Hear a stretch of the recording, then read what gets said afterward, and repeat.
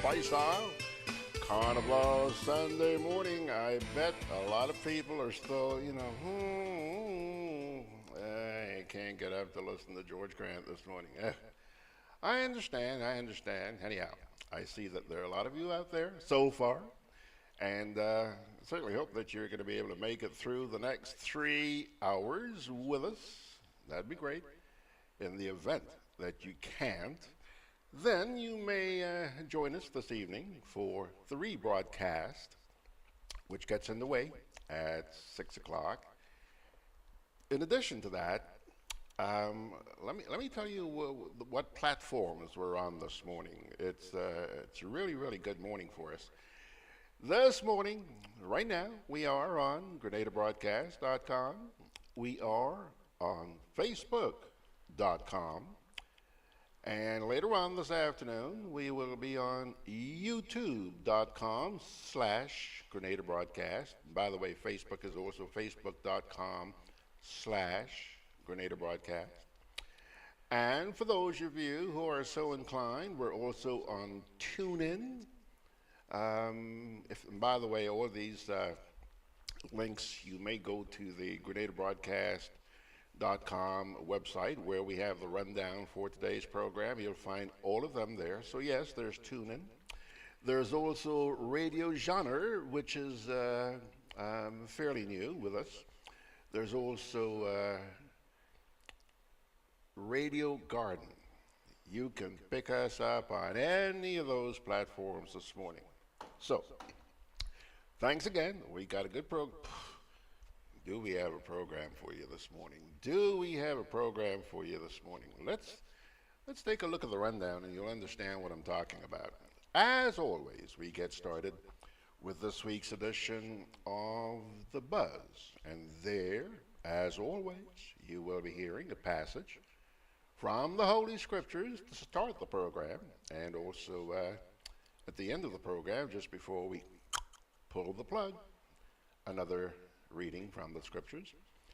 Little Angel is back with us again this week, and boy, she hit hard. She hit hard this week, so I invite you, if there's one thing you don't want to miss this morning, it's Little Angel. And of course, we do have the results of the poll, which we had online over the past week on GrenadaBroadcast.com. And we're also going to be telling you about the poll that we put up there last night. Check it out. Now, that's it for the buzz. Then as far as editorials are concerned, you do have the Grenada Advocate, which is captioned Online Dangers. Okay? The new today is captioned Inquiry or Sham. Ooh. You do have the Grenadian Voice, which is captioned Help Spice Mass to Grow. And I'm sad to say that this morning, we had them last week for sure, but they're not here this morning, and that's the Carib Update Weekly. Okay? I guess it's Carnival. Some folks are taking some time off. As far as our features are concerned, I tell you what, this morning I have labeled, forget about interviews. You ain't seeing any interviews per se this morning. Instead, you've got three, count them, three features. They are, first of all, feature number one, the brouhaha about Ross University's move from Dominica to Barbados. I'll tell you how that managed to get onto our playlist this morning. On Thursday night of this past week, as always, we had our weekly edition of Make We Chat. And there were a couple of topics that were discussed, and I found them so interesting, so fascinating. I thought, boy, I tell you, I can't let these folks miss out on this stuff on Sunday morning. So I decided that we would bring you the segment which dealt with the brouhaha about Ross University's move from Dominica to Barbados. Our guests this past Thursday on Make We Chat were Beverly Sinclair, she's a broadcast journalist, Jerry George, she's also a broadcast journalist, and Catherine Edwards. Catherine is our contributor in London, England. Margaret is our contributor in New York, and yours truly. All right? Those were the five of us on this past week's edition of Make We Chat. Now, that's feature number one. Feature number two, free tickets to carnival events. More vote buying. You heard me? Free tickets to carnival events. More vote buying. Now, what's that all about? Let's see here. Again, this came from this past week's edition of Make We Chat.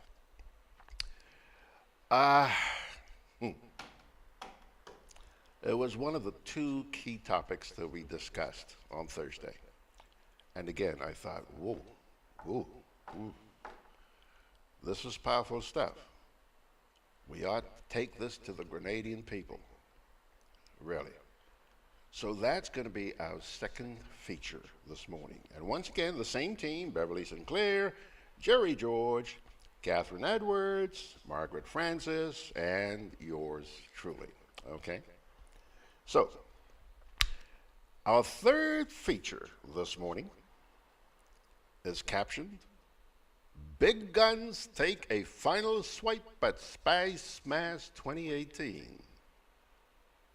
Who dat? Them big guns? They are Mr. Randall Robinson, former Calypso judge, and Godfrey Augustin.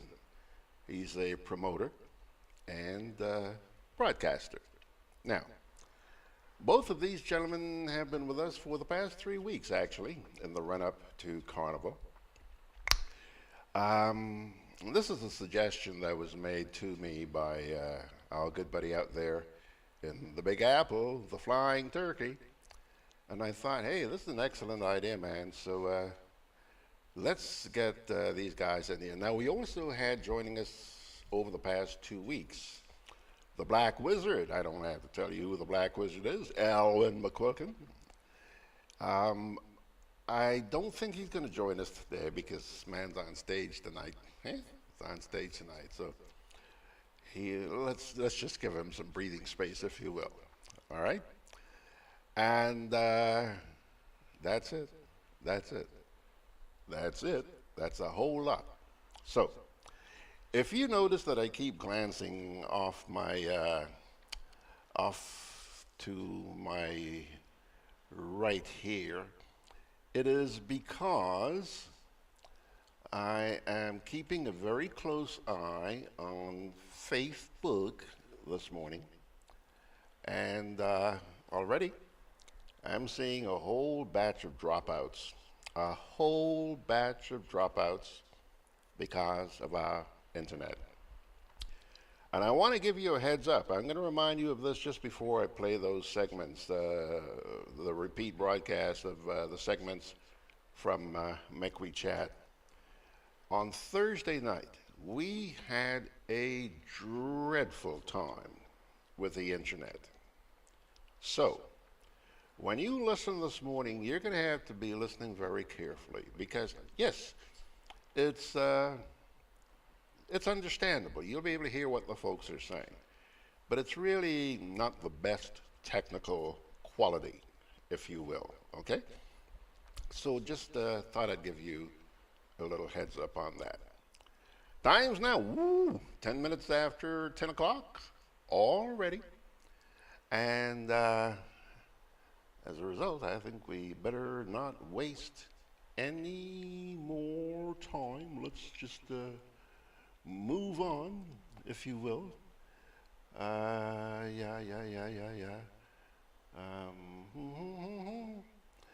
Georgie is doing a lot of things here at the same time. So let's take our first little break and we'll come on back.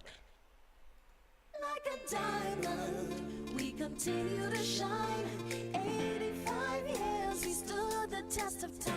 Our financial brilliance is all for you.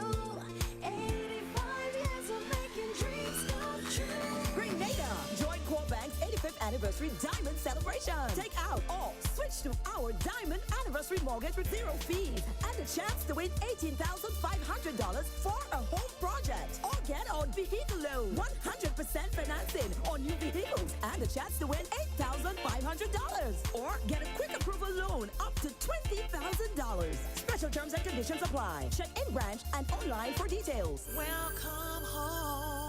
GRENADA Market has now introduced the prime products to online shoppers in the UK via amazon.co.uk. Zeberpick, Nutmeg, Wabande and Mobiback are now available, with more products being added gradually. These products are shipped across the UK and Europe free of charge for Amazon Prime members and backed by Amazon's reputable customer service. Avoid international shipping.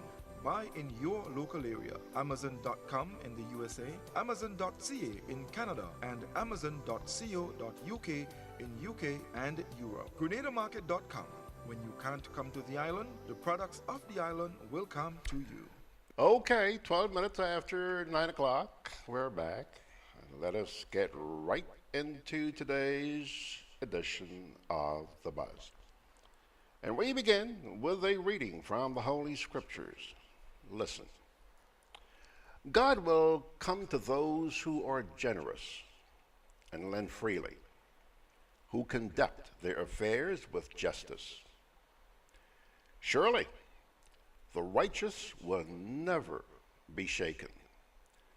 They will be remembered forever. They will have no fear of bad news. Their hearts are steadfast, trusting in the Lord. Their hearts are secure. They will have no fear. In the end, they will look and triumph on their foes. They have freely scattered their gifts to the poor. Their righteousness endures forever. Their horn will be lifted high in honor. The wicked will see and be vexed. They will gnash their teeth and waste away. The longing of the wicked will come to nothing. Heard that? That reading, by the way, pilgrims, came to you from the 112th Psalm, verses 5 to 10, just in case you wish to go back sometime during the course of the day and do a little reread, if you will. And so we scoot on to this week's contribution from Little Angel. It is captioned, Disrespect and Disregard.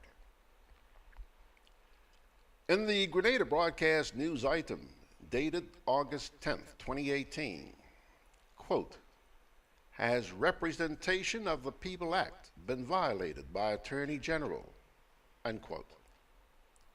And accompanying audio clip, the Acting Attorney General of Grenada announced the launch of a quiz meant to keep the discussion on the Caribbean Court of Justice alive in order to prevent what took place back in November of 2016.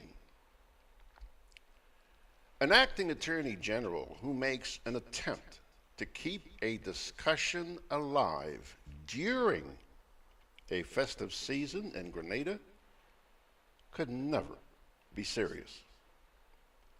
The truth is, Grenadians have not been engaged in any meaningful discussions pertaining to Grenada's accession to the Caribbean Court of Justice. Instead, their original concerns about the local court system and final choice of an appellate court, already made abundantly clear in November of 2016, have been ignored. It was disrespectful enough to ignore the results of a referendum. And now, it is abundantly clear that an important decision such as choosing an appellate court for yet a second time was reduced to a quiz among a nation involved with carnival celebrations.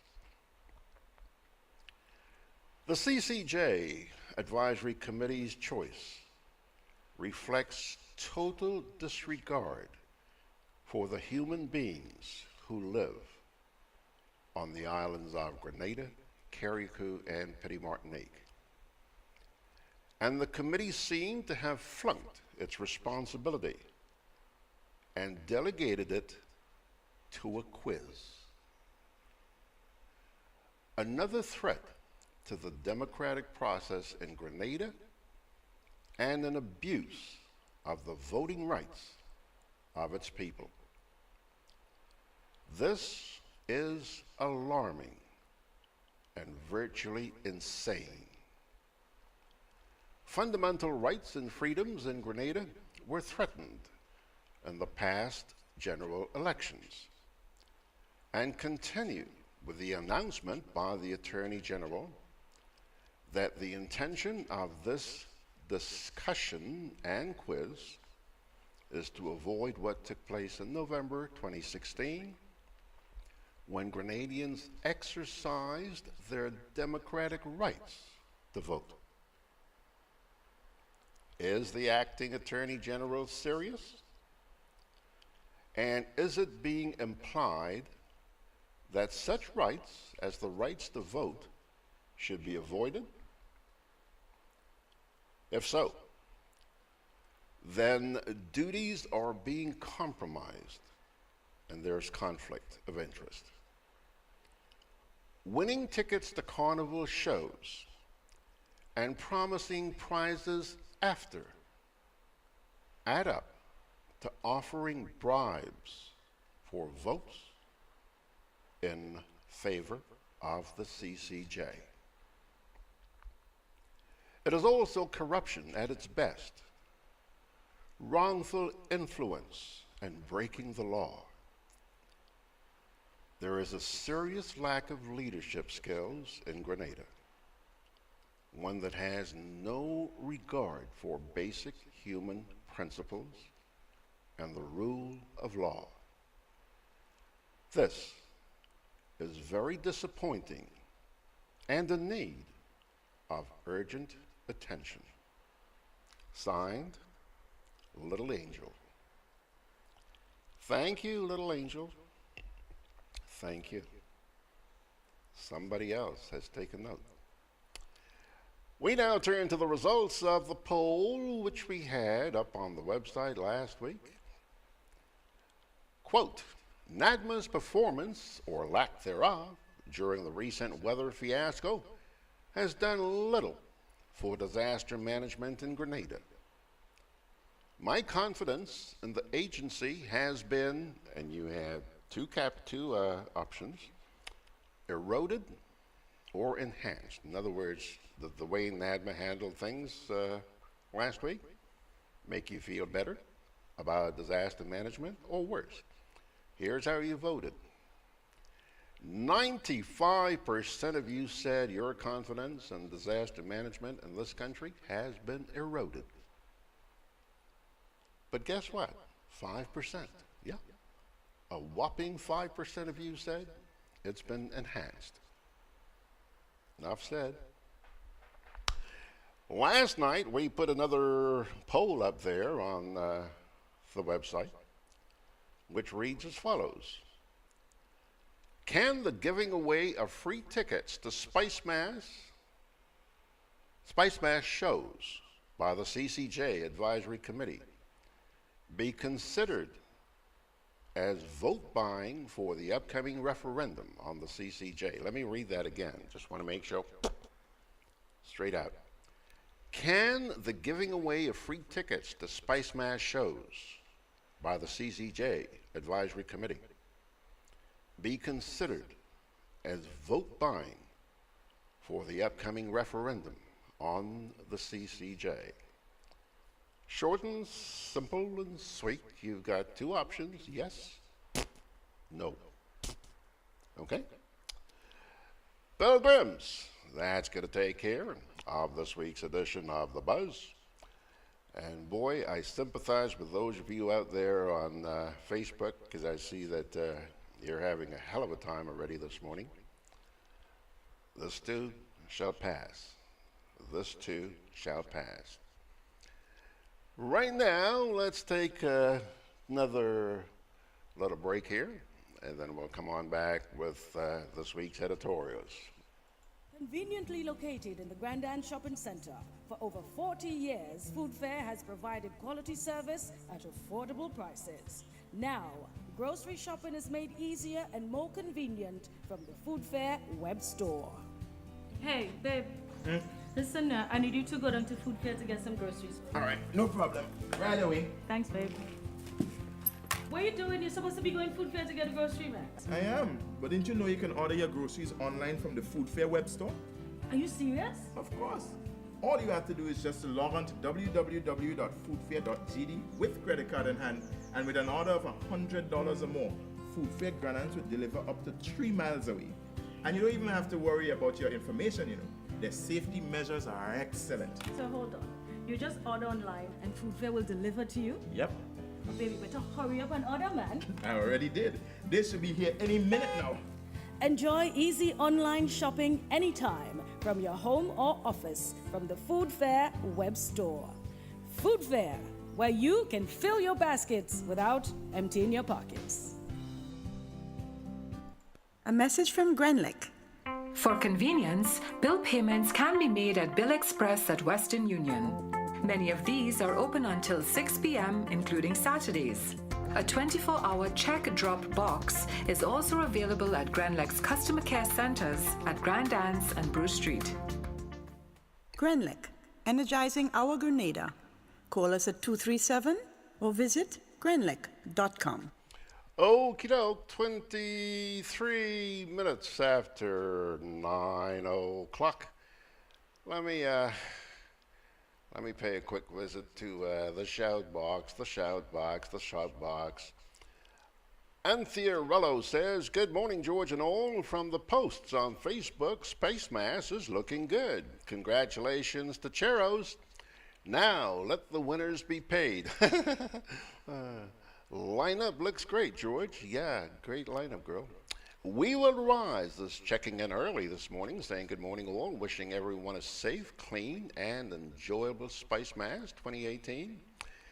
Chester, out there in Zurich, says, good morning all, greetings from Zurich, Switzerland. Morning, Mr. Kipling. OP says, by the way, he used his full name this time around. OP says, good day, George and class, and a pleasant week to all. George, is it true that I may get a ticket from... Is it true that I may get a ticket from the Attorney General to come down and vote for the CCJ? I'll come as soon as the ticket arrives. Yeah, OP. Great sense of humor. Kipling in New York. And by the way, hold on a second. I'm assuming that OP is not on island right now since he's going to come down. He usually spends a lot of time in England. Dennis, also in England, the one that says, good morning, George. It's back to the old routine here in London. Dull and wet. And as always, he signs it. Christine and Dennis. Hi, guys. Kipling in New York says, good morning, Mr. Grant, Mr. Chester and class. God's blessings to all. I have been thinking, what if our grandparents had fought, achieved, and used those so-called rights that we are now fighting for? How many of us would be here to thank or blame them? Oh, those so-called rights I'm talking about. The LGBTQ rights and abortion rights. Just think about that for a while. Javon out there in Orlando says, "Good morning, George, and good morning, class." And he goes on to say, "One-minutism, George. The rule of law and democracy seems distant in our Grenada today." Thanks a lot, guys. Okay. So, that's it for our first visit to the Rumble Chat. Now, let us turn to the first of our editorials.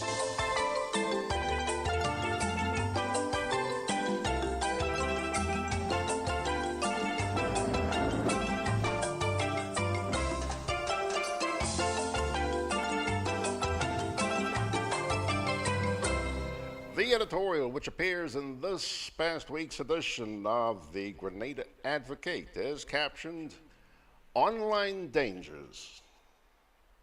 Since the introduction of technology, users of the internet have grown to 3.58 billion, as was recorded in 2017. So important is the internet to our existence that countries worldwide, including Grenada, have taken steps throughout the years to advance this vehicle of information, entertainment, and communication. The popularity and necessity of this tool has led to the teaching of information technology from primary age to employment level, as well as inclusion of the internet in handheld modes of communication and entertainment like smartphones, which now have Android, Apple operating systems, or Windows platforms. Integration of online capabilities have also extended to devices such as tablets, so that the functions of the desktop computer and laptop are now compressed into smaller devices and therefore attract greater use from the young and old alike. Even cars have similar platforms, so that passengers always remain connected on the way to their respective destinations. With the constant development of the internet, the touch of a computer key or the click of a mouse has made information more available, and this is welcomed since it has allowed young people, especially, to take advantage of technology and do and achieve things unknown to earlier generations. However, one must be aware that with the many advantages offered by the internet, there are disadvantages. Information is so readily available. Information that is so readily available is not appropriate for everyone or every age group. Children and adolescents especially are the most vulnerable to such exposure because of their natural curiosity and frequent access through various gadgets. They are exposed to adult content where the only question asked before being allowed to enter that site is, "Are you 18 years or over?" As well as chat rooms where they can encounter predators. These predators, more often than not, play on the fact that some young people give personal information freely, and they use this to determine when and how they will strike. However, companies have introduced devices that are for children only, and they are constantly upgrading the parental controls, while interest groups continue to educate adults on keeping their charges safe online. Online gaming and addiction is also prevalent, unlike an addiction to drugs. There are many young people who feel a constant urge to take part in gaming and playing into the wee hours of the morning without taking part in other wholesome activities. Online fraud, too, is a widespread problem, and special care should be taken here with financial and personal information. Quite often, persons can see pop-ups in their emails, requests from strangers, and even friends for money because they have trouble retrieving what is rightfully theirs due to supposed government controls in troubled countries. They seem so authentic that many are fooled into divulging financial information to these predators, to their detriment. Parents and adults in general must always be vigilant and warn young ones and their care about such occurrences. Social networks such as Snapchat and Instagram are very popular and are also good ways to keep in touch with friends and family. But these sites too can be and often are abused when, in the name of situations, are posted. When, in the name of fun, uncomplimentary photos of people and situations are posted and cause widespread embarrassment to parties involved. Other platforms that have arisen over the years include online bullying, racism, promotion of hatred, and violence.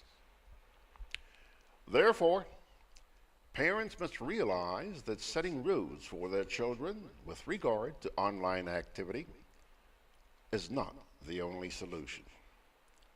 They must be willing to go the distance in order to combat all the negative and dangerous influences that technology can bring, but embrace what the same medium can teach. So parents, talk to your children regularly so that you are aware of what is going on in their lives.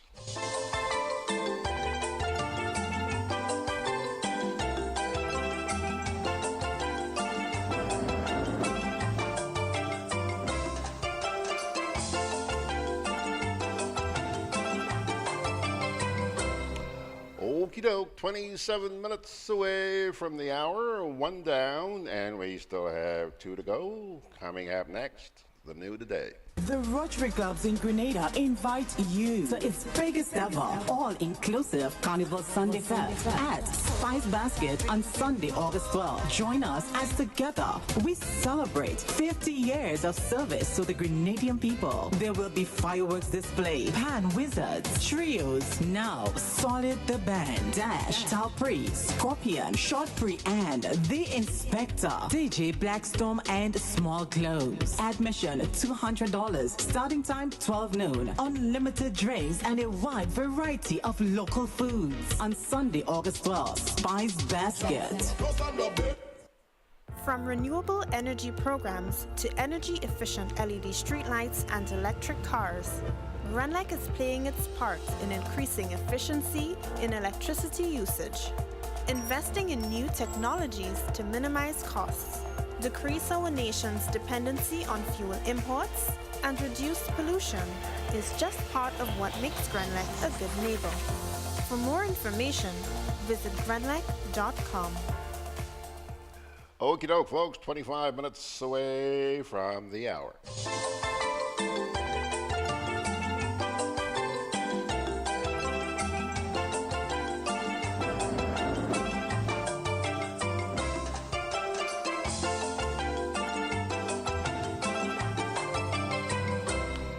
The editorial which appears in this past week's edition of the New Today is captioned, Inquiry or Sham? The nation should follow closely the unfolding events surrounding the state-owned Marketing and National Importing Board, MNIB, and the apparent misuse and abuse of its funds and resources within the past 5 years under the current new National Party government of Prime Minister Dr. Keith Mitchell. The situation is even more alarming given the admittance to this newspaper by the controversial former Chief Executive Officer of MNIB, Roel Edwards, that he actually purchased one of the vehicles owned by the state body while serving as its boss. Isn't this clear evidence of open and vulgar insider trading that should never be condoned in a business environment?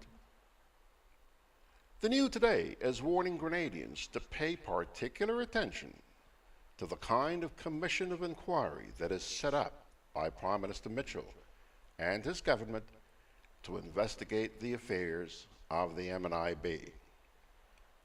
The only inquiry that will make sense is the one provided for in the Commission of Inquiry Act, since anything otherwise will amount to a sham and attempt to cover up by the current political directorate.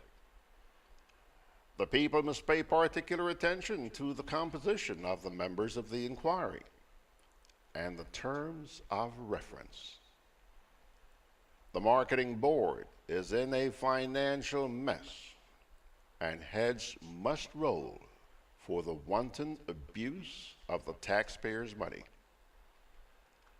The little bit of information now out in the public domain would suggest that the board of directors did a poor job at looking after the state enterprise. The outgoing chairman, Samuel Andrew, has publicly admitted that the former CEO, Roel Edwards, hid the true financial situation of MNIB for years from the directors. This is unacceptable on the part of the board. The MNIB Act is specific about the preparation or presentation of an annual financial statement, and a report of the board has to go to the Director of Audit, who then audits and sends it on to Parliament, the highest decision-making body in the country. This newspaper is making the bold statement that if Mr. Edwards was failing to have the reports done, then the board should have stepped in and reminded him of this major failure on his part. The board also had an obligation to recommend the dismissal of Mr. Edwards to the then line minister Oliver Joseph, who was the Minister of Economic Development, on the grounds of dereliction of duties. The firing of the CEO is not the responsibility of the board of directors, but the substantive minister. In addition, there was a lawyer on the board in the person of Senator Kim George, who is known to be very competent in the area of law. What was Ms. George telling other directors at the board meetings in the face of the failure of the CEO to present to them the annual audited financial statement? It is hard to believe that Attorney Kim George would be part of an alleged wrongdoing, as alluded to by former MNIB Chairman Samuel Andrew, in respect to Mr. Edwards' conduct of the affairs of the state enterprise, which is so crucial for farmers in the country. Did Senator George know anything about the sale of the MNIB vehicle to its CEO, Mr. Edwards? A serious commission of inquiry would provide information on the board's role in the sale of MNIB's assets in what amounts to clear and illegal insider trading. This is not a glass of Mauby and a piece of cake being bought by the CEO from MNIB, but the sale of assets belonging to a major state enterprise. If the NIB probe takes place under the Commission of Inquiry Act, the Prime Minister will himself have to be called to the witness stand to give evidence of what he knew about the alleged wrongdoing at the state-owned corporation. Dr. Mitchell has already made it public in pronouncements at a recent press conference that he had discovered wrongdoing since he took over from Minister Oliver Joseph as the line minister for MNIB. In his own words, he said the following, and I quote, "As you know, I made the decision to take over the marketing board late in October last year and reappointed myself there after the March 13th general election. We made a dramatic decision of changing the board of directors of marketing board, and then we found out a lot of things that we didn't know, or we are finding out some things that we were not aware of. And some of them are very frightening and extremely uncomfortable. Extremely uncomfortable." Unquote. What are the lots of things that he found out at MNIB to the point that he deemed them to be very frightening and extremely uncomfortable? Extremely uncomfortable? These are very strong words from PM Mitchell, who should be called upon in a properly constituted commission of inquiry to come out and tell all that he knows about the alleged wrongdoing at MNIB under the watch of Mrs. Samuel and Edwards. The New Today also holds the view that the so-called Integrity Commission of Anandi Trotman Joseph, if it really has teeth and clout, should get involved in the MNIB saga and not only wait for the outcome of the Commission of Inquiry. The commissioners have been telling us that they have their own mechanisms in place and work closely with a financial intelligence unit to investigate alleged wrongdoing by public officials, including those linked to the MNIB situation. What is clear at this stage is that there has been a complete breakdown in the running of the MNIB, from the line minister, management, board of directors, and the CEO of this vital state corporation. That's your editorial from the New Today.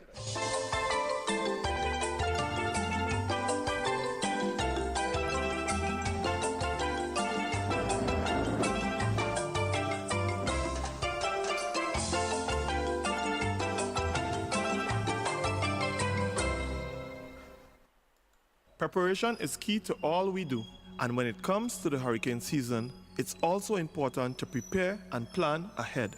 GRENADA is encouraging you to start preparing now. Have you and your family discussed an emergency evacuation plan? Do you have your emergency disaster kit ready with non-perishable food items, water, sanitation supplies, and important documents?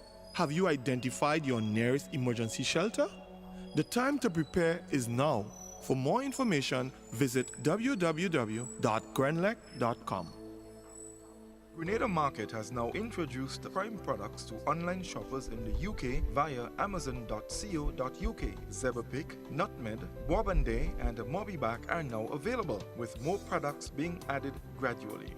These products are shipped across the UK and Europe free of charge for Amazon Prime members and backed by Amazon's reputable customer service. Avoid international shipping. Buy in your local area. Amazon.com in the USA, Amazon.ca in Canada, and Amazon.co.uk in UK and Europe. GrenadaMarket.com. When you can't come to the island, the products of the island will come to you. Alrighty, folks, it's now 14 and a half minutes away from the hour.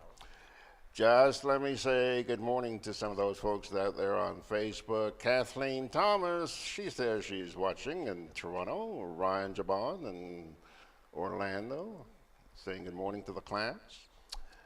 Mickaman Alexander is saying good morning, George and family. Peter Bishop is saying good morning from Pennsylvania. Oh, beautiful country, man, beautiful country. Especially in the autumn, out there in the Poconos, Pedro. Yes, sirree. Deborah, hello, Debbie. Debbie Parker Stratus. Good morning, George. Deb here from Columbus in Kansas. And Jackie is saying good morning, George. She's just down the street there. Jackie, bring me some saltfish sauce or something now. And then there's Lydia James. I'm not sure where Lydia is, but she's also saying hello. Folks, coming up next, Grenadian Voice.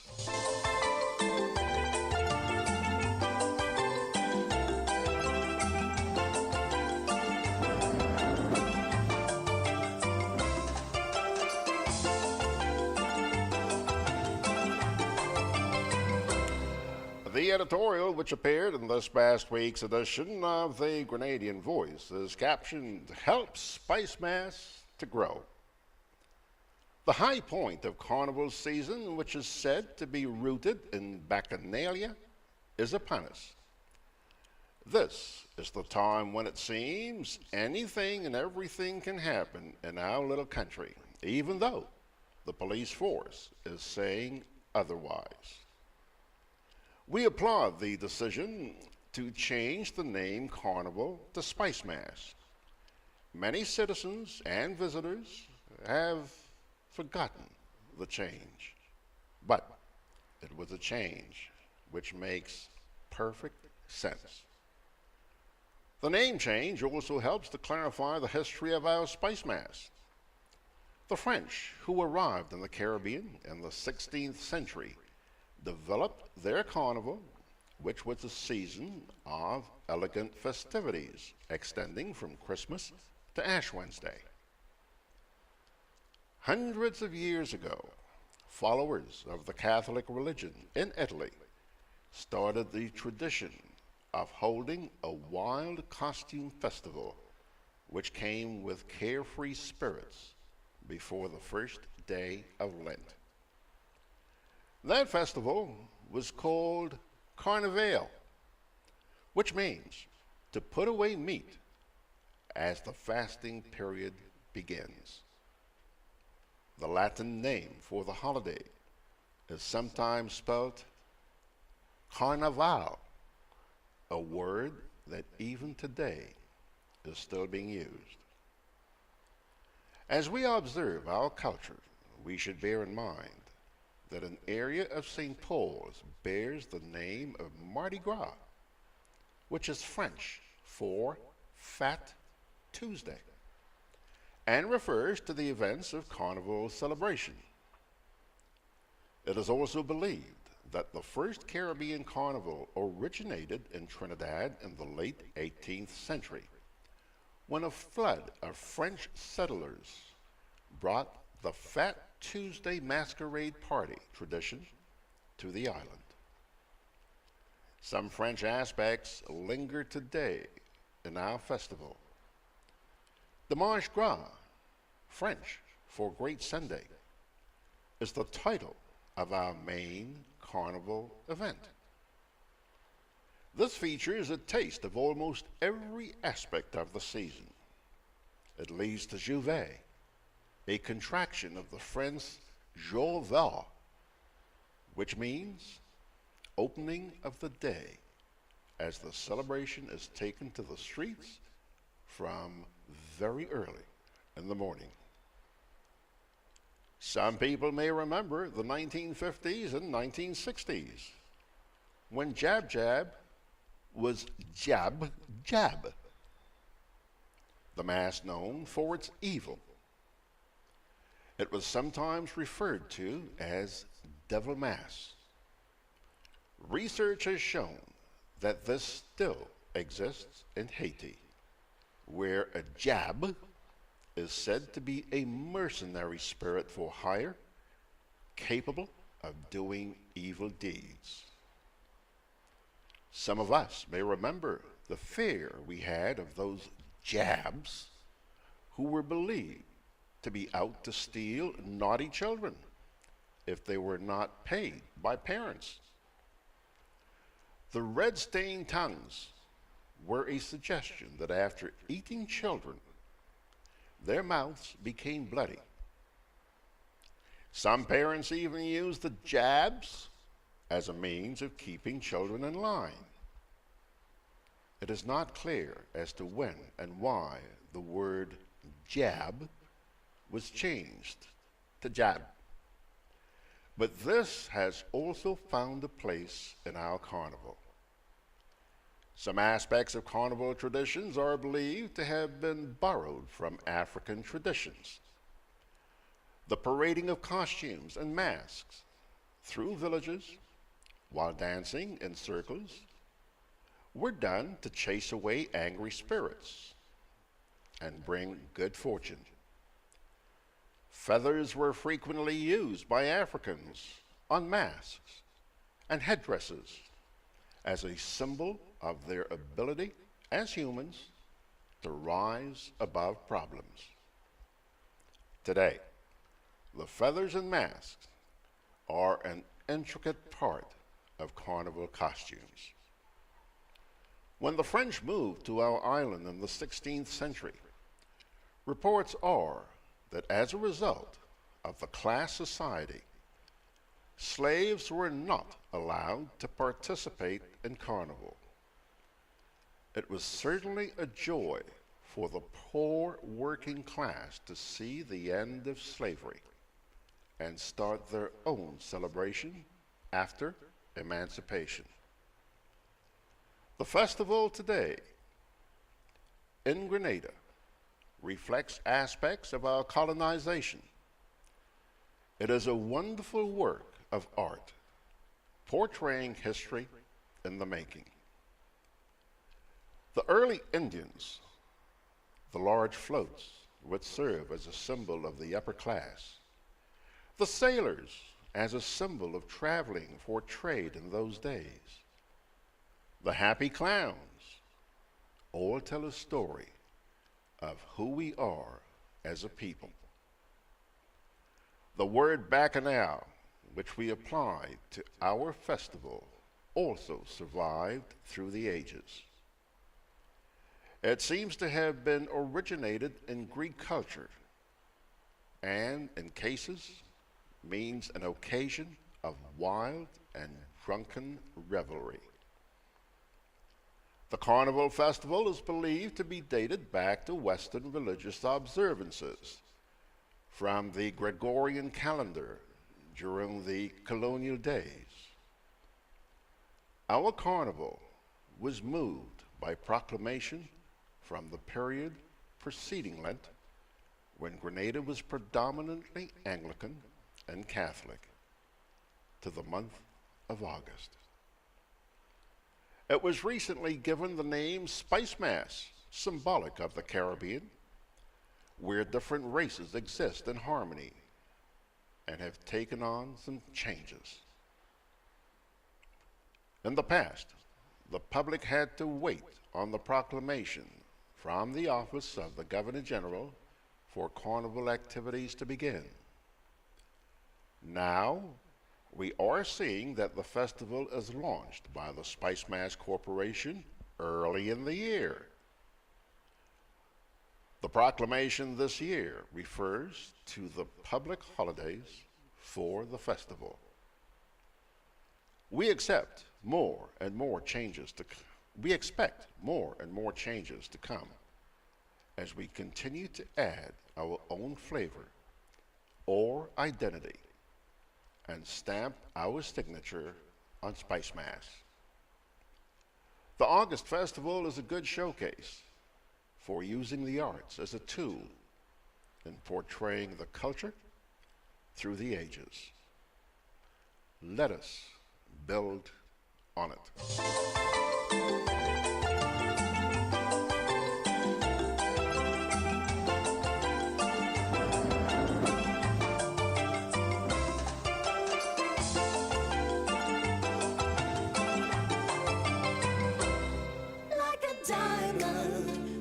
continue to shine.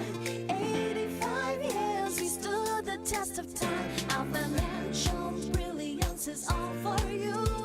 85 years of making dreams come true. Grenada, join Core Bank's 85th anniversary diamond celebration. Take out or switch to our diamond anniversary mortgage with zero fees and the chance to win $18,500 for a home project. Or get on vehicle loan, 100% financing on new vehicles and the chance to win $8,500. Or get a quick approval loan up to $20,000. Special terms and conditions apply. Check in branch and online for details. Welcome home. Grenadian General Insurance Company, strength and stability. Grenadian General Insurance Company, tell your friends, tell your family. We cover householders comprehensive, motor and even fire too.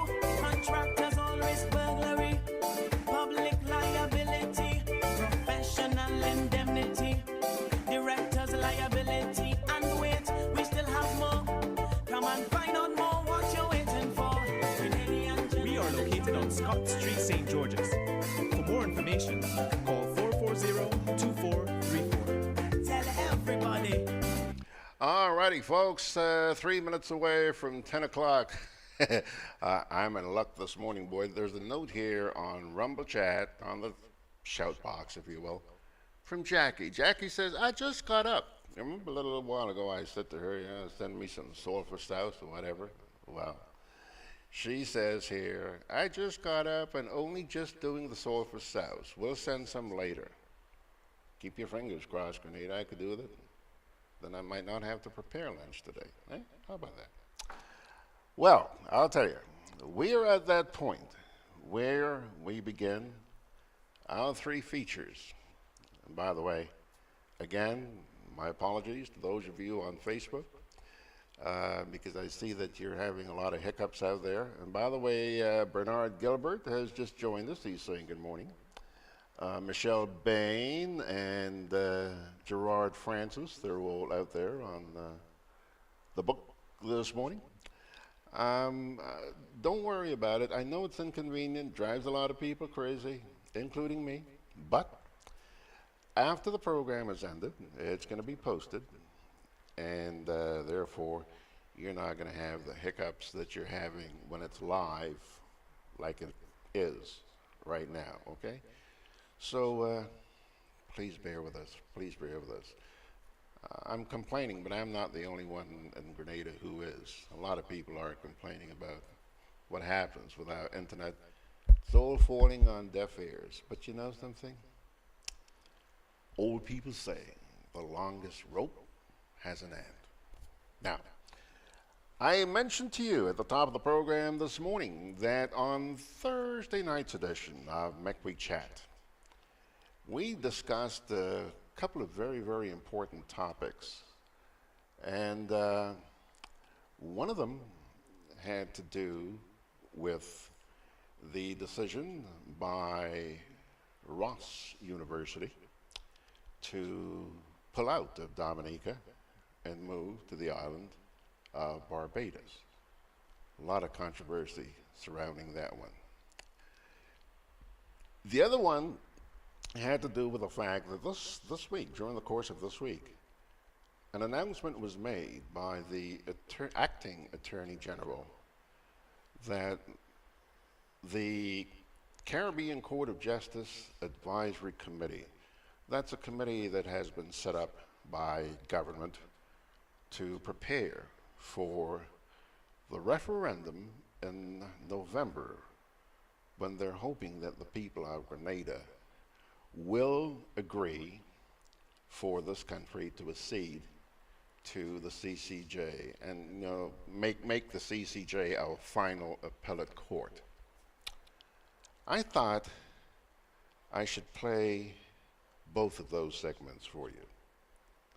So, my dear friends, with your kind indulgence, sit back and listen.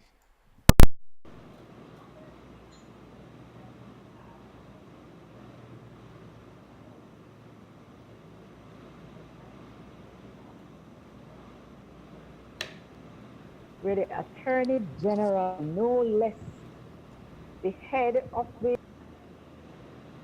where the Attorney General, no less, the head of the public judiciary system in Grenada, the Attorney General, is on public record as saying, we're giving us tickets to go to Carnival because we wanted to support the CCJ.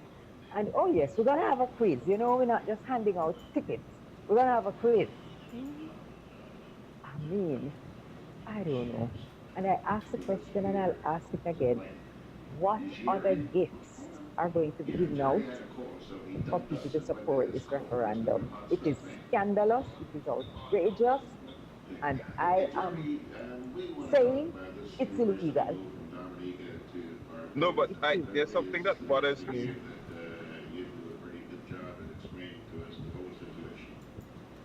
See, Jerry has dropped out again. Your No, audio has I'm here. gone. I'm Uh-huh. here. Okay, Jared, go ahead.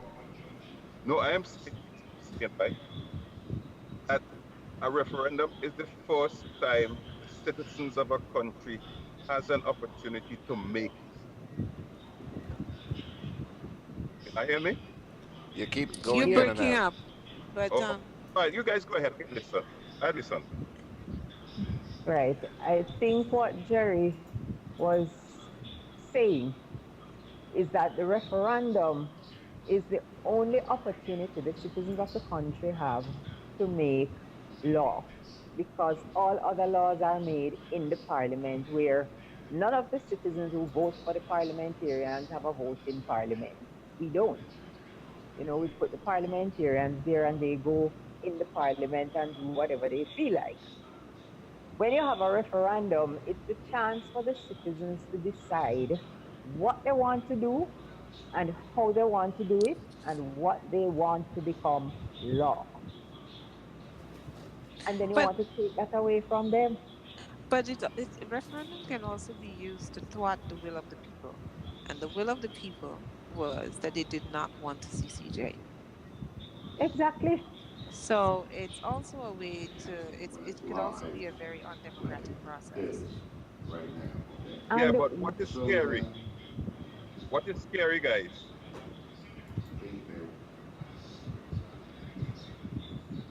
yes, go ahead, Jerry. We were hearing you. Yeah, the problem is, okay, why is the executive and more that deciding that they are going to make the people how to vote? Why? That's not the role of the executive in a referendum. No, the Attorney General said it first, and then the Prime Minister came out and said it after, that they will be campaigning for a yes vote. They want the people to vote. The members of the advisory committee in the person of Dr. Francis Alexis, I can't say I've heard it from Ruggles himself, but they have said it publicly that this time, you know, they're going all out to get people to vote yes. And I don't understand how you can go out there coercing people, bribing, treating, doing things that are illegal and immoral to get people to support a court where law and justice is supposed to reign supreme. Exactly. I mean, the thing is, and it makes one ask the question, what's in it for them? Why are they so desperate to have this thing passed? I have Hi, been George. just, Hi, George. George. he's, Uh-huh.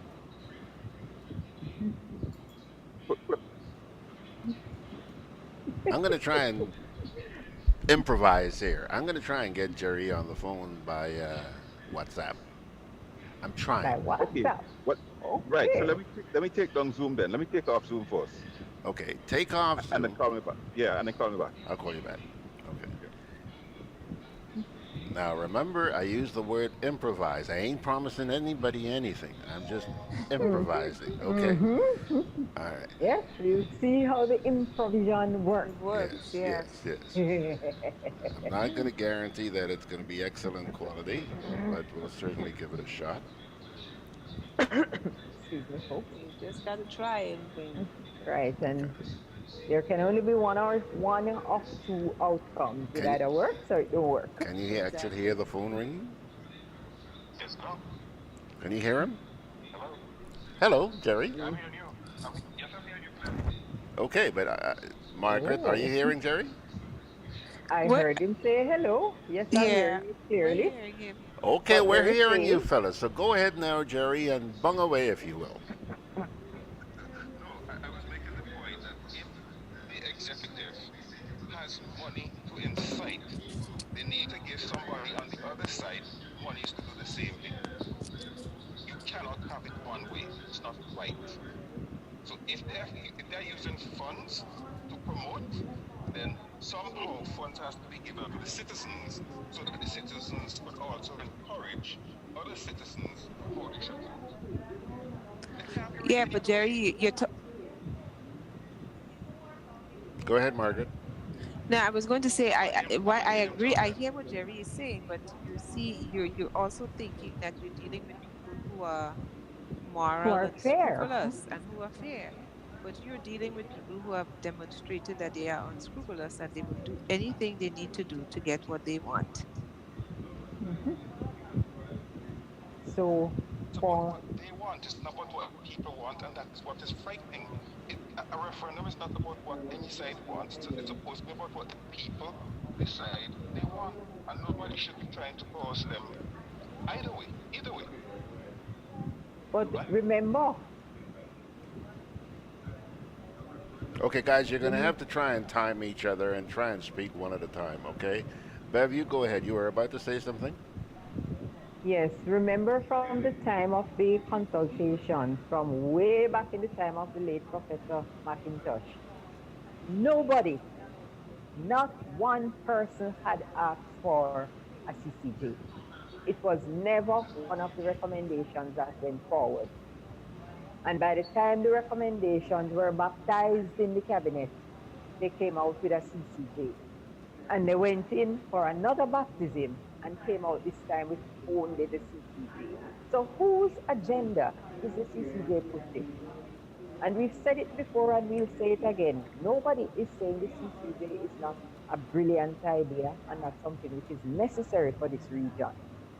But whose agenda is being pushed here with all the concerns that have been raised about the CCJ, nothing being done to address them, and here it is again.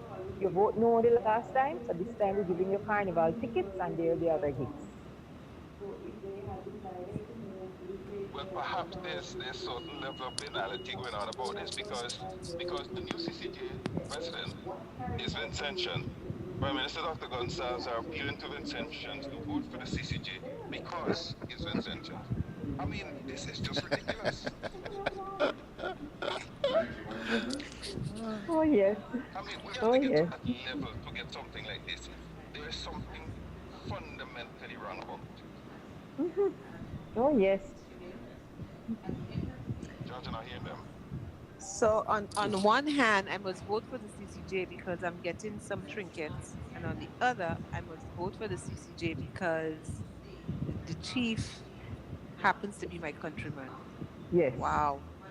And this is a court. It said something is wrong. What was that, Jerry? It goes at the best arguments for the CCJ. Something is desperately wrong. No kidding. No kidding. Wow. You know, because And the, go ahead, Margaret. no, I was going to say, and we want to be taken seriously on the international stage. And we have problems when people treat us as less than because we behave as though as we do. They call us banana republics. Absolutely. You know, but when you have those who are supposed to be leading, Trying to be here. As long as they get their wishes, they do not care. The amount of things yep, that has been going on in this entire region that should have really shocked people. No, you don't care. I'm sorry. mm-mm, mm-mm.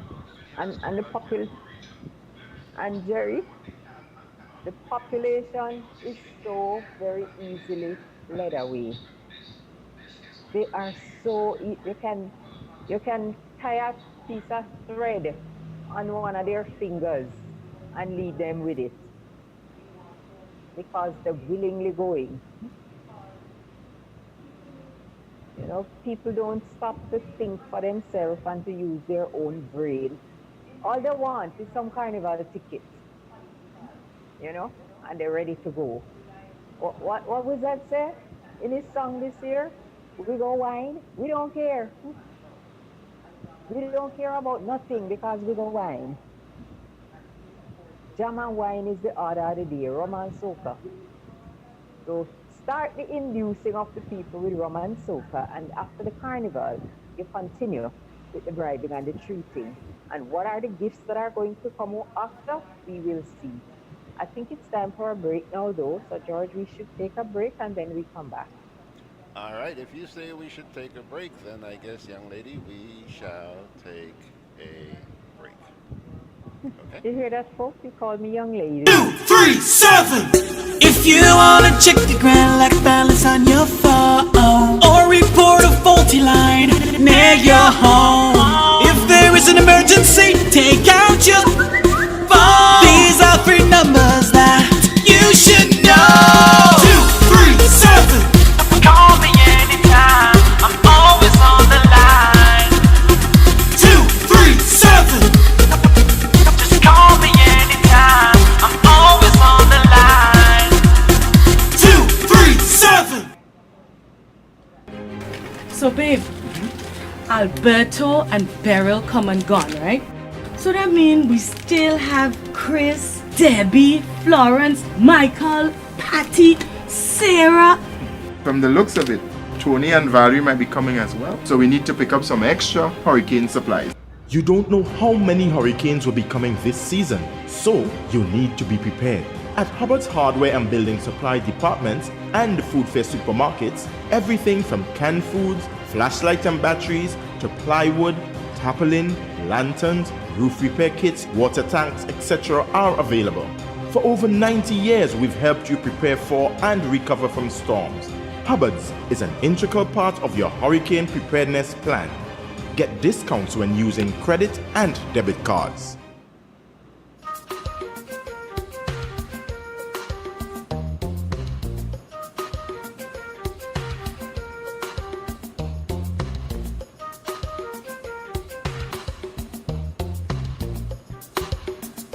Alrighty, folks, we're back. And before you young ladies bung away again, Jerry's got something he wants to say. Jerry? Yes, I. Go ahead. No, it's back to the same subject. And I'm thinking, and I'm seeing some very simple psychology at play here. Here's the psychology, I think, right? If you come in carnival when everybody's kind of distracted and you give away stuff, all right? You have already warmed the people. You have already made the people attuned that this is okay because it's at the most, it's the national festival and everybody is in a spirit. I think this is some very, very simple psychology at work here. So that when you give the bigger stuff down the road, you can't complain because you'll say, well, we gave tickets and nobody complained. Yeah, good point. Bev? No, I'm serious. I'm dead serious. This is some simple psychology. Bev? I'm not hearing them, George. Okay. Go ahead, Bev.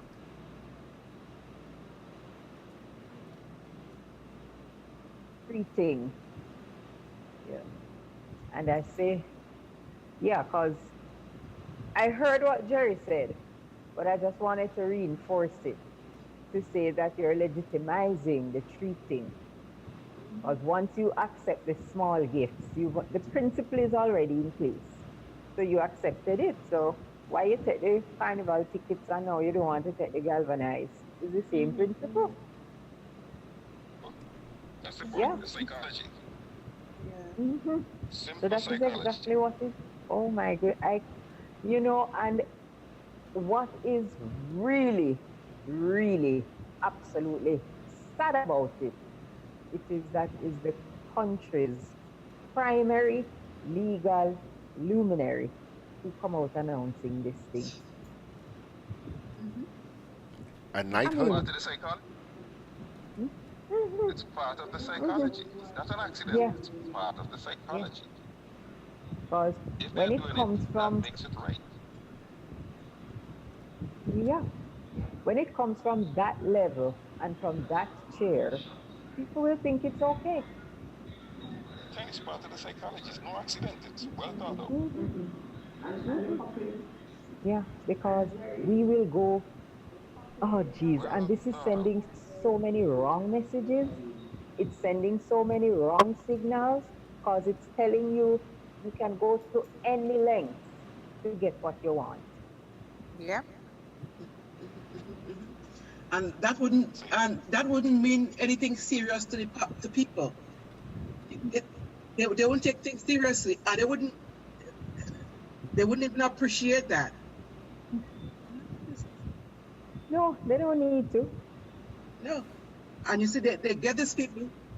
What is going on? I'm getting that feedback. They get these people and when they are most vulnerable. Oh, I'm getting a feedback, terrible. Okay. When you talk, Yeah. but you're hearing us okay.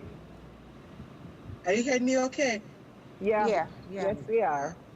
Yeah, getting this feedback from me anyway.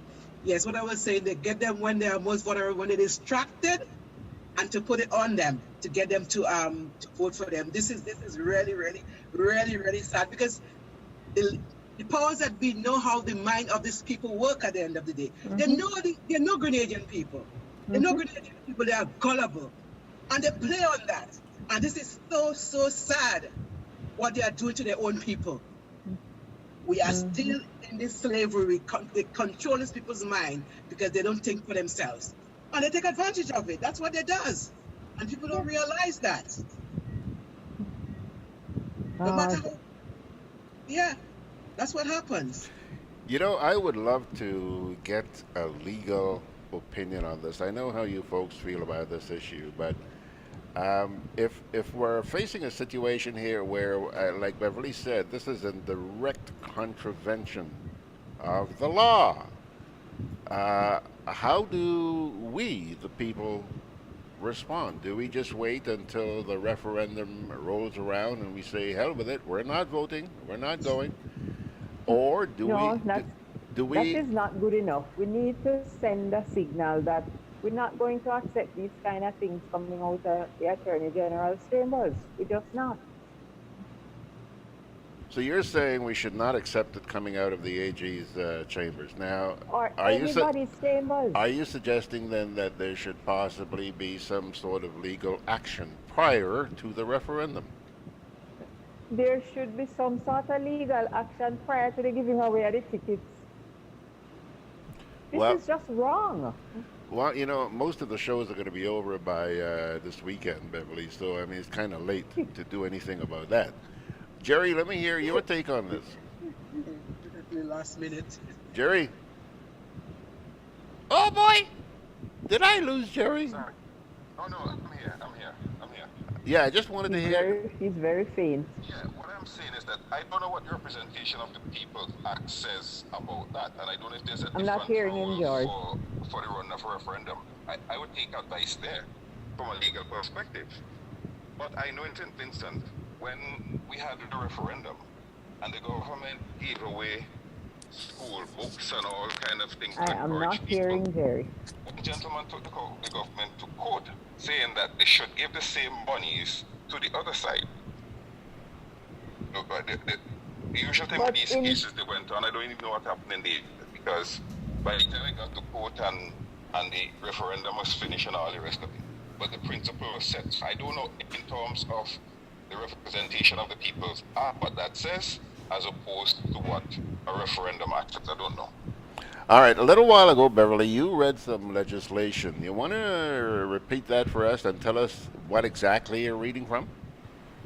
Okay, what I am reading is an excerpt from, let me find back that little document that I had come across, right?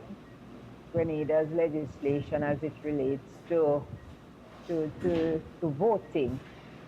And while the legislation may be written around a general election, I did speak to a lawyer about it, And the lawyer said that, well, it would also apply in a referendum. The same act, but it's the same electors, it's the same voters.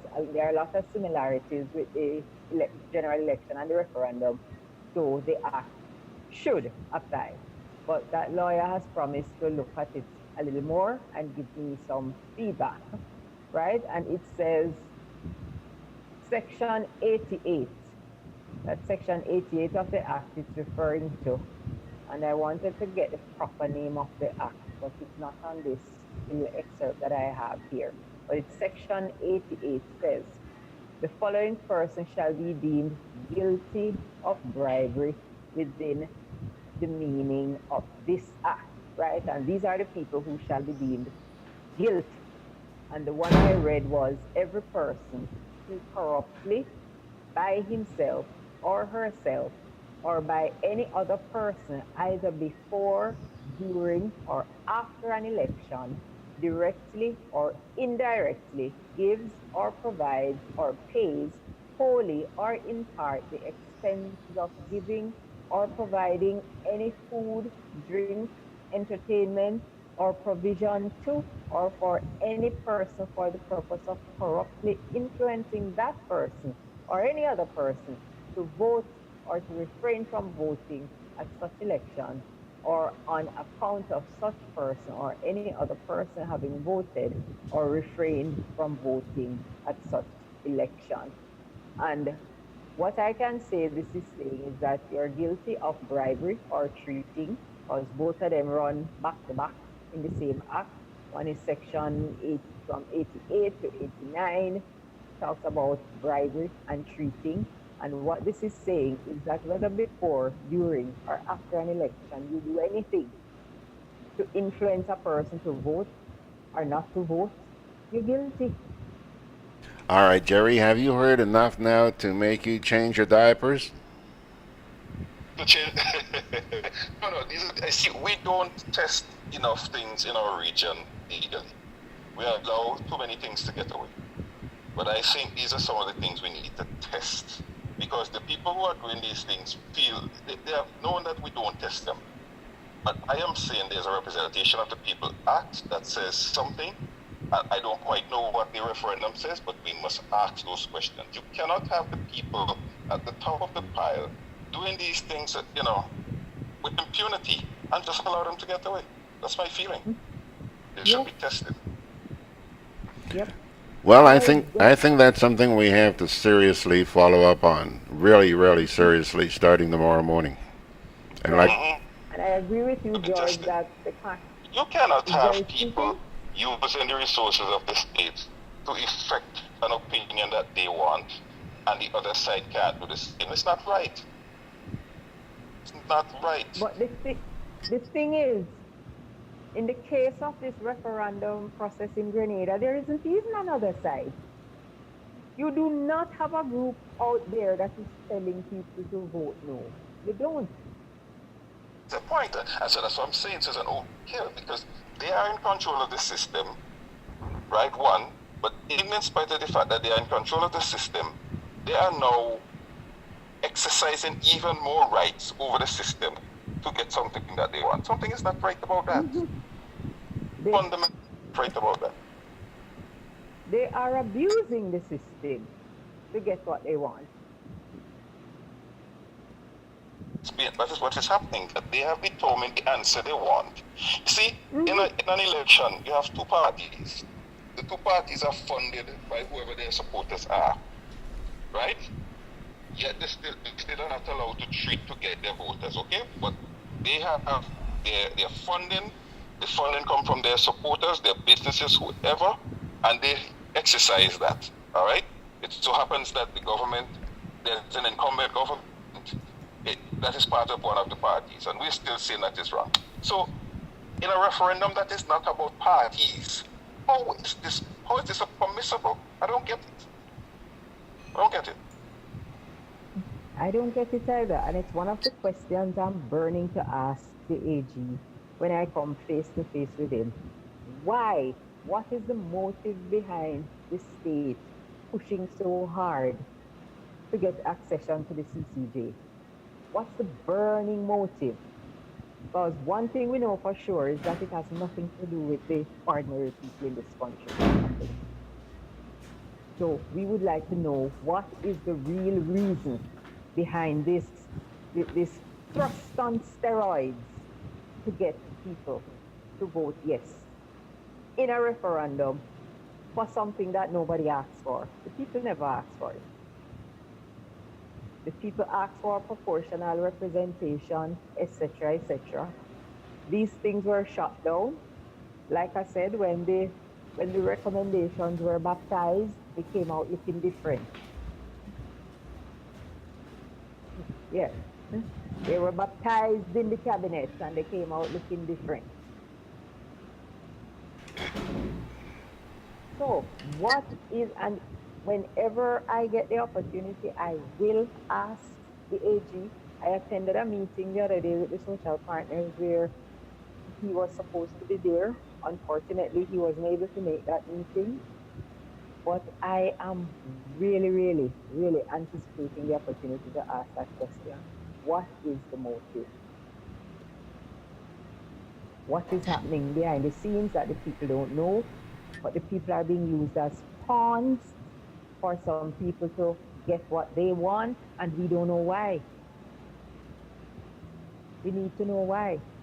And Beverly, if you think for 1 minute that you're going to get an answer to that question, I certainly hope you're not holding your breath. I really don't want to see you die of asphyxia. Really, seriously. No, the expectation is not for an honest answer, but I need to ask the question. I understand. I understand. Yeah. Yeah. Right. So that is where we are in Grenada with actions tantamount to bribery and treating coming out of the state with regards to the upcoming referendum. Scandalous. Scandalous. And look where we're pushing to go, the CCJ, and this is how we want to get in.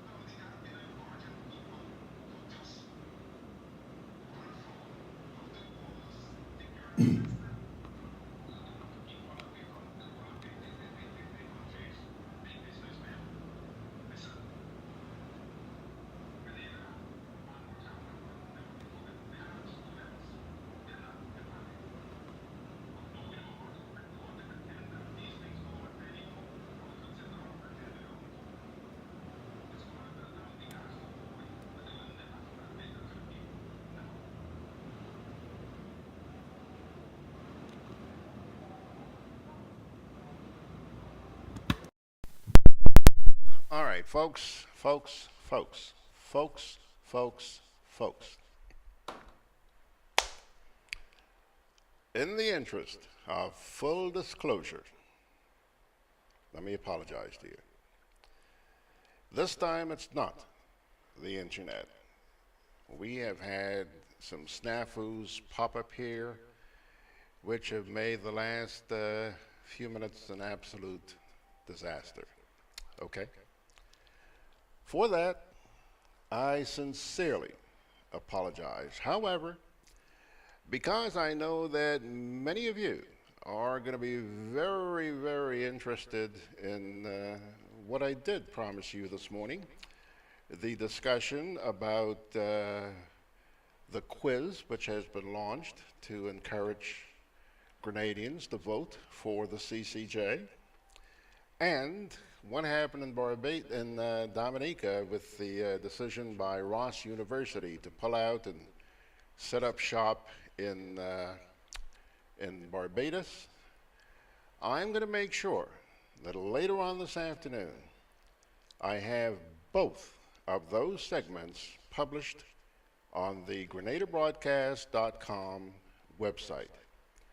So you may go on back and listen. I know that you guys are interested in that. You know, once I published it on the website that these two segments would be aired this morning, a lot of people became very curious. And I'm sorry that we've had some technical snafus, if you will, pop up here. And so you're missing out on something, but only for a little while. Because later on this afternoon, we're going to make sure that we get everything up on the site for you. Just let me take a little call here. Good morning. Good morning. Okay. That person is not there. Okay. So I'll tell you what. Let us take a little break here right now, and I am awaiting the arrival of both Godfrey Augustine and Randall Robinson, and we'll try and get to them after this. Conveniently located in the GRENADA Shopping Center, for over 40 years, Food Fair has provided quality service at affordable prices. Now, grocery shopping is made easier and more convenient from the Food Fair web store. Hey, babe. Listen, I need you to go down to Food Fair to get some groceries. All right, no problem. Right away. Thanks, babe. What are you doing? You're supposed to be going Food Fair to get a grocery, man. I am, but didn't you know you can order your groceries online from the Food Fair web store? Are you serious? Of course. All you have to do is just to log on to www.foodfair.gd with credit card in hand, and with an order of $100 or more, Food Fair Grenans will deliver up to 3 miles away. And you don't even have to worry about your information, you know. Their safety measures are excellent. So hold on. You just order online and Food Fair will deliver to you? Yep. Oh, baby, better hurry up and order, man. I already did. They should be here any minute now. Enjoy easy online shopping anytime from your home or office from the Food Fair web store. Food Fair, where you can fill your baskets without emptying your pockets.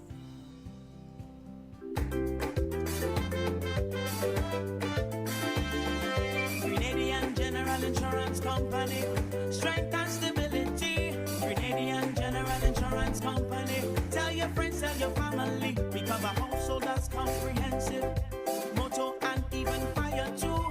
Contractors all risk burglary, public liability, professional indemnity, directors liability, and wait, we still have more.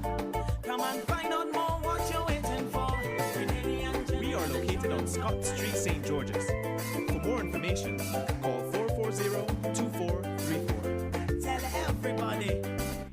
The Rotary Clubs in Grenada invite you to its biggest ever all-inclusive Carnival Sunday Fest at Spice Basket on Sunday, August 12th. Join us as together we celebrate 50 years of service to the Grenadian people. There will be fireworks display, pan wizards, trios, Now, Solid the Band, Dash, Talpree, Scorpion, Short Free, and The Inspector, DJ Blackstorm, and Small Globes. Admission $200. Starting time 12 noon. Unlimited drinks and a wide variety of local foods. On Sunday, August 12th, Spice Basket. Preparation is key to all we do.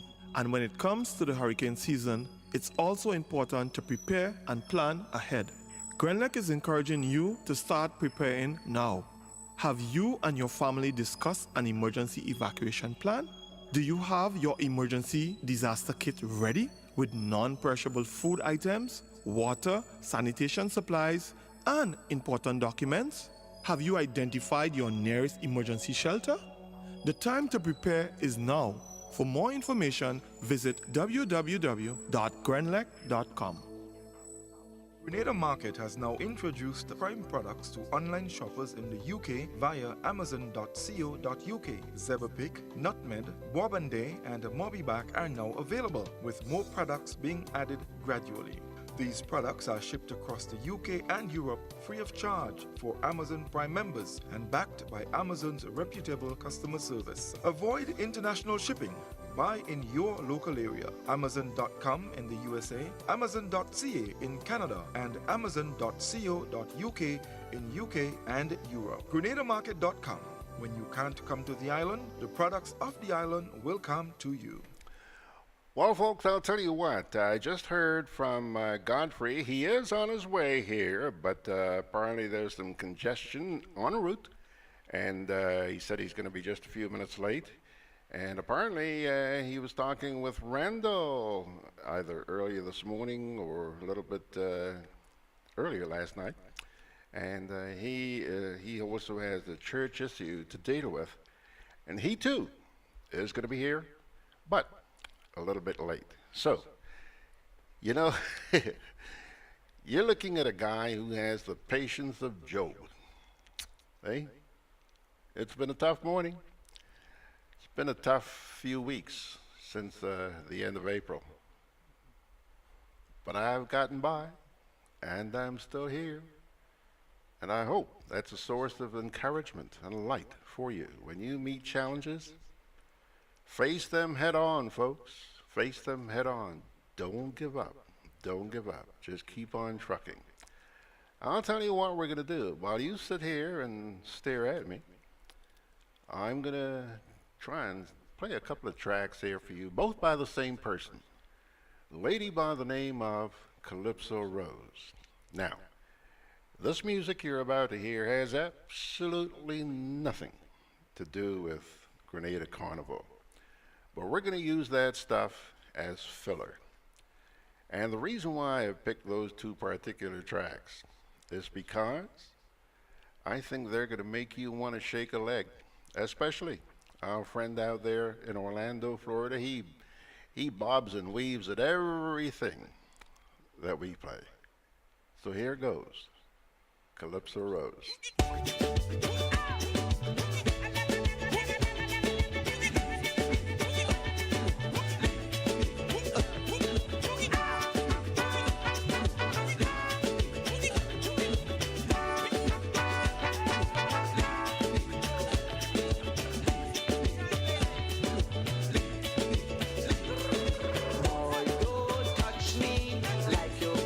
Crazy, let go me hand, let me jump up in the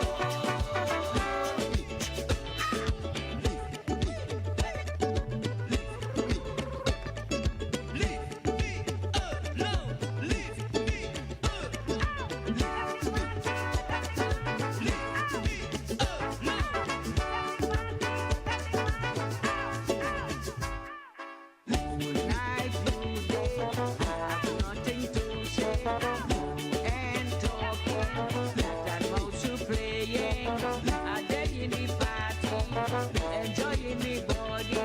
With me friends I am happy. So leave me alone. I am going home. So leave me alone. I am going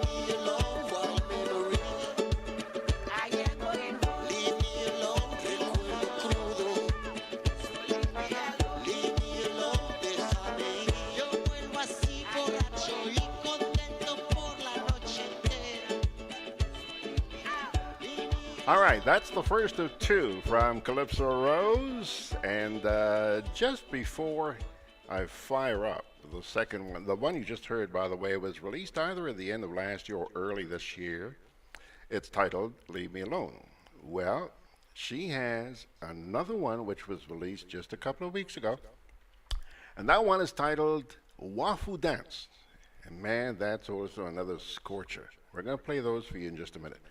But first, I want to pay some attention to the folks on Facebook and on Rumble Chat. First of all, I see that we've been joined by Marcus Forrester, Lawrence, I hope I pronounced this right, Kruythoff, Kruythoff. Hello, Lawrence. Nice to have you on board, along with Marcus. And also Margaret. Margaret is with us as well. Bernard Gilbert, Hannah Charth. Nice to see you folks. Thank you so much for coming. Now, that's Facebook. I said I also want to pay some attention to the folks on the shout box.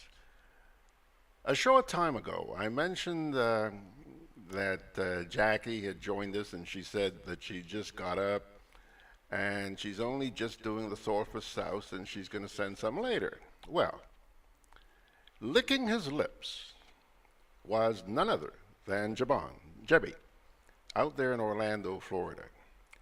And he responded to Jackie by saying, "Good morning, Jackie. Need your recipe for sulfur souse." This guy loves his food. He loves his food.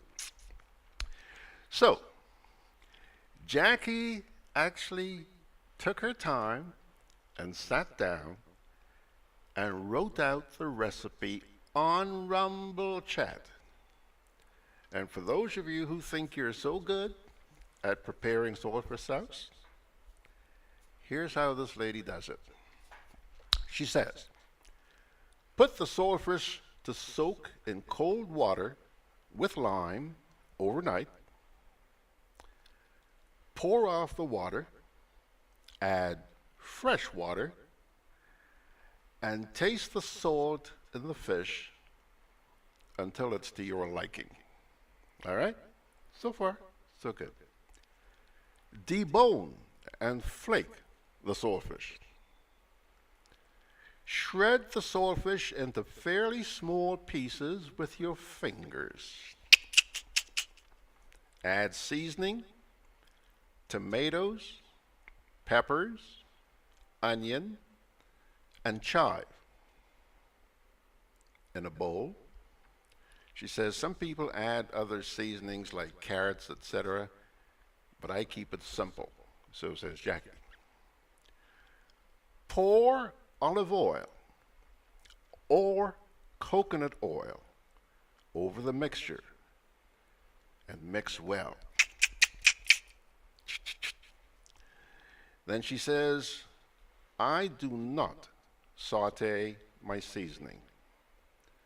And she says, then go ahead, enjoy with bakes, green fig, or anything else. So says Jackie. Well, I'll tell you, I have not yet seen a response from Jebby. But I wouldn't be too surprised if there's going to be one forthcoming. Now, there's also another note here on the box. And hold on a sec. This one comes from Dean Knott. Dean is an avid pan man. And here he says, congratulations to Angel Harps Juniors 2018. Junior Panorama Champs and Flo Comancheros 2018. National Panorama Champs. Ooh la la, Pan forever. Then he goes on to say, this Calypso Rose tune, chip on last lap, Carnival Tuesday. Boy, let me tell you something. I wouldn't be at all surprised, Dean. I really wouldn't be surprised. That is hot stuff. Then Dennis is out there in Wanstead in England, and Dennis says that's Calypso, George. You see, people, we know a good thing when we hear it. Great stuff, great stuff. Now, that was good. But let me now play for you the one she released just a few weeks ago. And this one, not only will you hear Calypso Rose, but you'll hear another lady, another female singer by the name of Angelique Kidjo. This lady has made a name for herself as well. Check them out. Oh, wait that gone, boy. I can't believe it. Don't tell me. It's not firing up. Big deal. We're going to take a little break. We'll get another version of it, and we'll come on back with you. Are you ready? Following a hurricane, you'll need to treat your drinking water. You may do so by filtering the water using a piece of cloth or coffee filter to remove solid particles, boiling it for about 1 full minute, letting it cool for at least 30 minutes. Add 16 drops of liquid chlorine bleach per gallon of water or 8 drops per 2-liter bottle of water. Stir it until it is mixed and let it stand for about 30 minutes. Are you ready? A message from Nadma. Calypso roll, Calypso roll, Calypso rose, Calypso rose. I will not want to sit and chat. I will not want no tit for tat. I will just want for dance. I will just want for dance. And when you want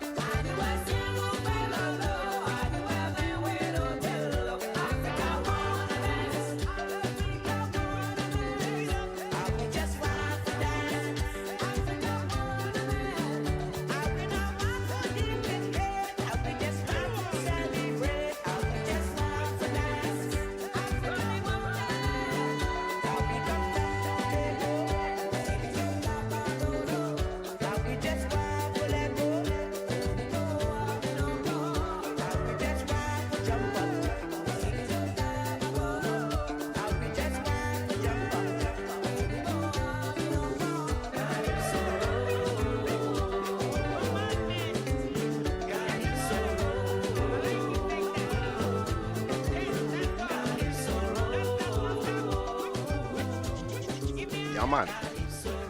And I'll tell you what, not only is that a beautiful piece of music, man, but it also includes a really, really great video with it.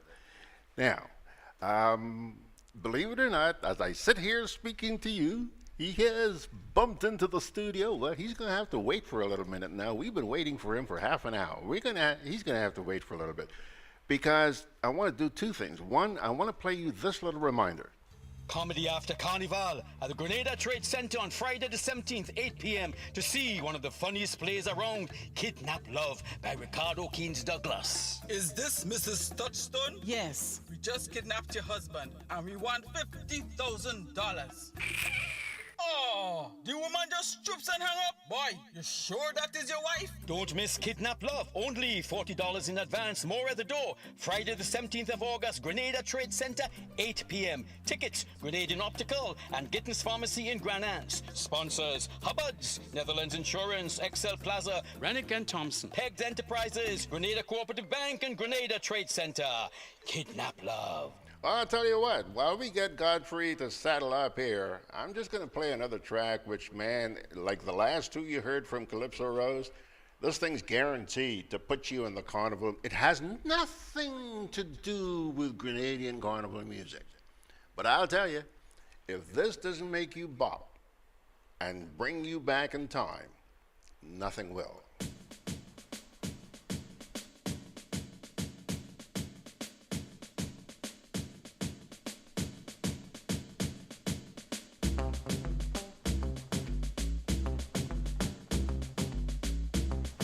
Carnival, here we come.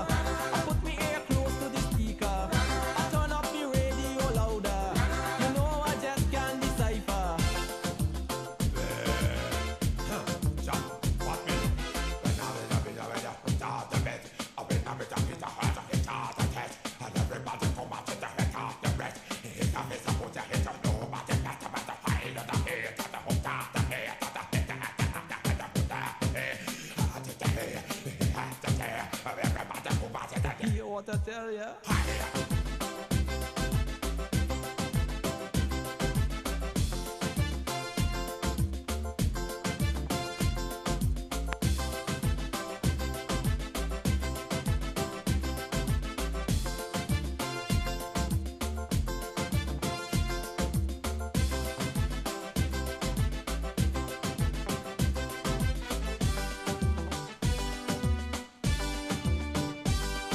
I told myself not to be left out, I must get hip on this thing.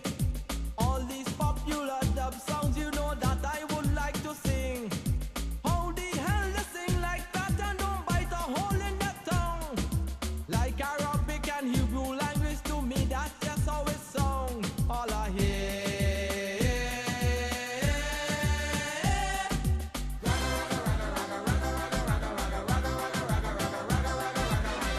I hear it, the singing,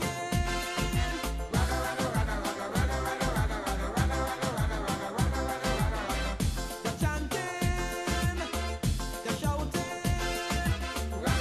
even when I move a little closer, I put my ear close to the speaker, I turn up my radio louder, you know I just can't decipher.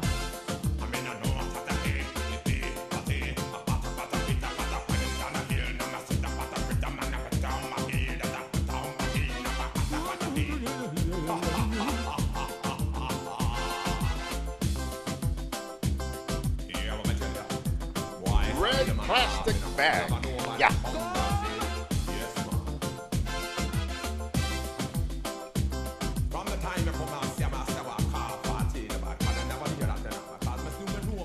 Man, let me tell you, those of you who attended last year's Legends in Concert will never, ever forget that performance. Red plastic bag down at the Trade Center. Folks, it's now, let's see, what time is it here? What time is it? Let me check it out here. It's 11:03. Folks, let me tell you something. Old people have a saying. If you have patience, you will see ants' belly. Hmm? Look at him nodding his head there. This guy walked in here tonight, not tonight, this morning, like he has just had multiple orgasms. I mean, this guy is on top of the world. And he greeted me with a newsman. This guy is so ecstatic after having attended last night's Panorama show. I never thought I would sit here and hear people speak so glowingly about Panorama. I haven't heard that in years. Well, this man went to the show last night. Godfrey? George, it's a pleasure. Let me apologize, for getting here late because the traffic was crazy coming. Traffic on a Sunday morning? Where? Well, coming on the Eastern Main Road, a lot of folks coming down from the White in the Moonlight.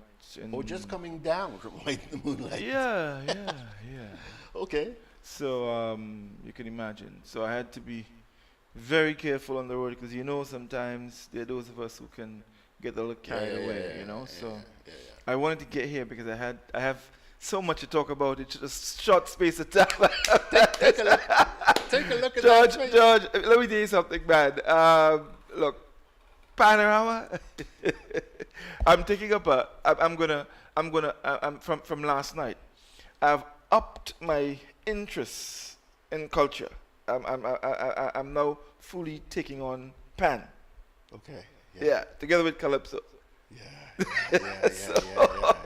I'm taking on Pan. It's like a turning point. Oh yeah, I mean definitely, and I would think including the players of the various bands, I would safely say there was about 4,000 people at the stadium last evening. Wow. Yeah, definitely. And I'll tell you, and I'm being very careful, how I came up with that figure.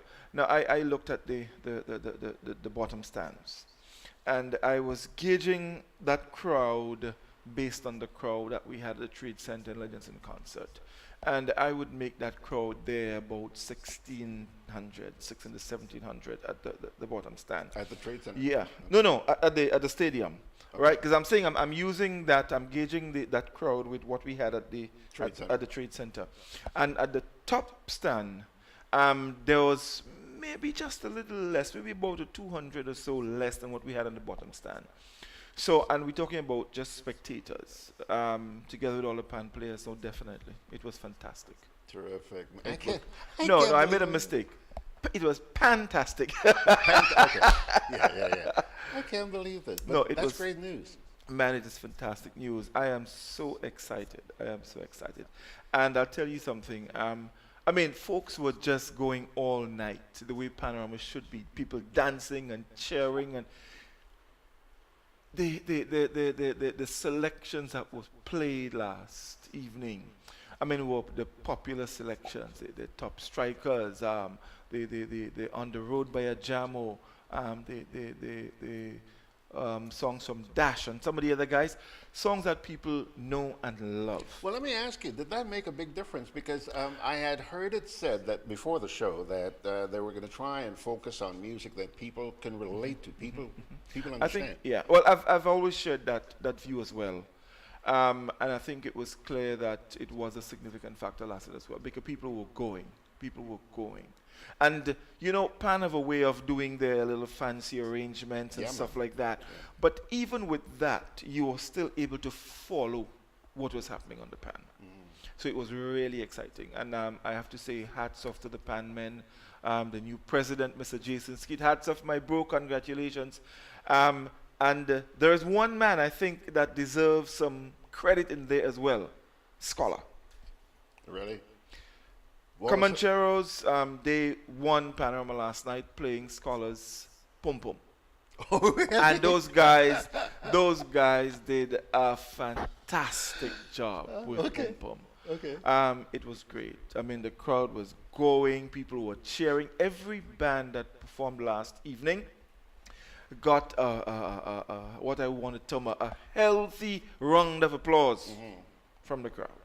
Standing ovation. It was fantastic. I mean, people were in front of the stage, dancing and jumping and just having a ball of a time. You know what I mean? You know, if I wasn't a big man, I would have go in front of the stage and jump up too, George. Believe me. You know, it's really fascinating sitting here listening to you, because I imagine that people like Peck, people like Clarkson, Clarkey, and even people who promote steel pan like Lou Smith. Oh yeah, Lou was there. I mean, I guess, you know, this must be a real ecstatic moment for them. Man, it was. Let me tell you something. Everyone who was at Panorama last evening, in fact, I left right after. I didn't stay for the result. I left right after the final band. It was a new band from St. Patrick. I think it was the Warriors. How many bands? Yeah, Warriors. There were 9 bands. 9 bands, okay. I think that's the most we've had in a while. And it was really, really, really, really, really great. It was fantastic. I am just trying to pull up here, just for persons who have not heard the results of the Panorama. Well, let me just take the senior bands first. Comancheros, they won. They scored 285 points. Republic Bank Angel Haps, they were second with 281 points. Rainbow City All-Stars were third. That's the band from Grenville. 278.5 points. Koyaba New Dimension, they were fourth with 278, half a point separated the third and fourth place. Pan Wizards, they were fifth with 275 points, 3 points difference.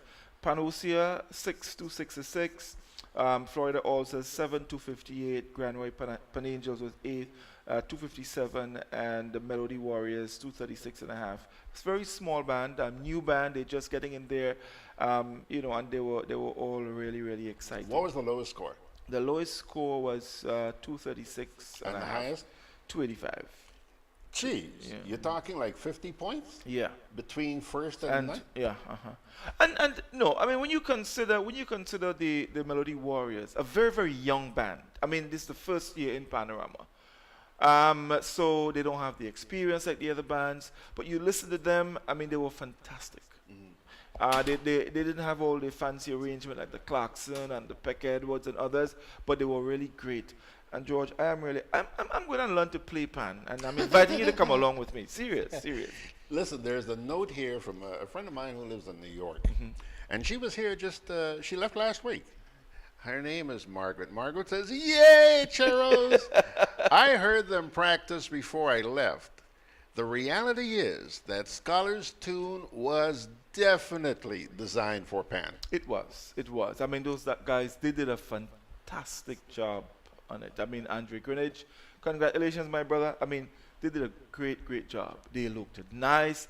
And there was a little part that they did which fascinated the crowd. There's a song by a young man called Mandela Links. When a dead put jab on my tombstone. And those guys were able to take this and incorporate it with the whole issues that Pan was going through from last year with no panorama. And they had this part there, when a dead put pum pum on my tombstone. I mean, it was the arrangement of that. It was George. You had to be there. You should have been there. You should have been there. Well, I hope it was videotaped and that it will be available. Yes. A little while ago, before you got here, somebody by the name of Dean Knott, you may know this person. Dean Knott says, "Congratulations to Angel Harps Juniors 2018 Junior Panorama Champs and Flo Comancheros 2018 National Panorama Champs. Ooh la la, Pan forever." Yes, indeed. So I gave the results there of the senior bands. The junior bands, Angel Harps, they were first with 281.5 points. New Dimension was second, 271. Comancheros third, 264.5.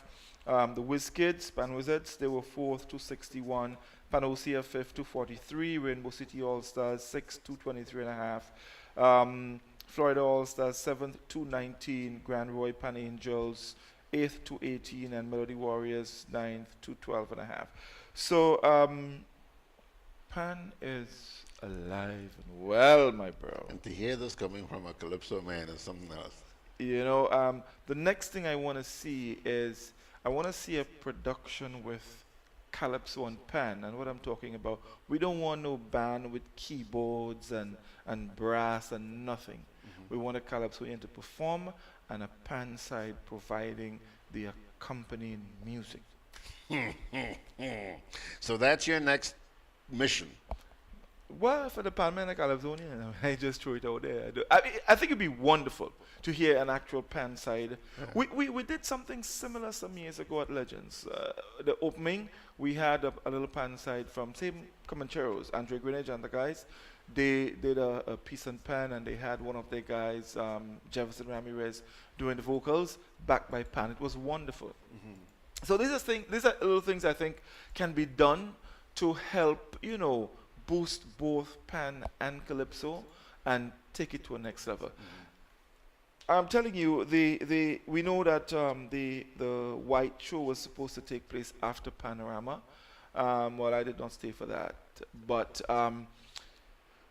I trust that with time, and from what we saw happening last night, that Pan has reclaimed, or Panorama has reclaimed its place at the National Stadium for Panorama, and I'm very serious about that. Very, very serious. Panorama has reclaimed its rightful place, and what happened last night, I think, is just the start of what is to come. And I want to encourage our Pan men and our Pan women, our Pan boys and Pan girls, and all the persons who support Pan, all the persons who've supported in some way or the other, to continue to give their support. And you have one additional supporter.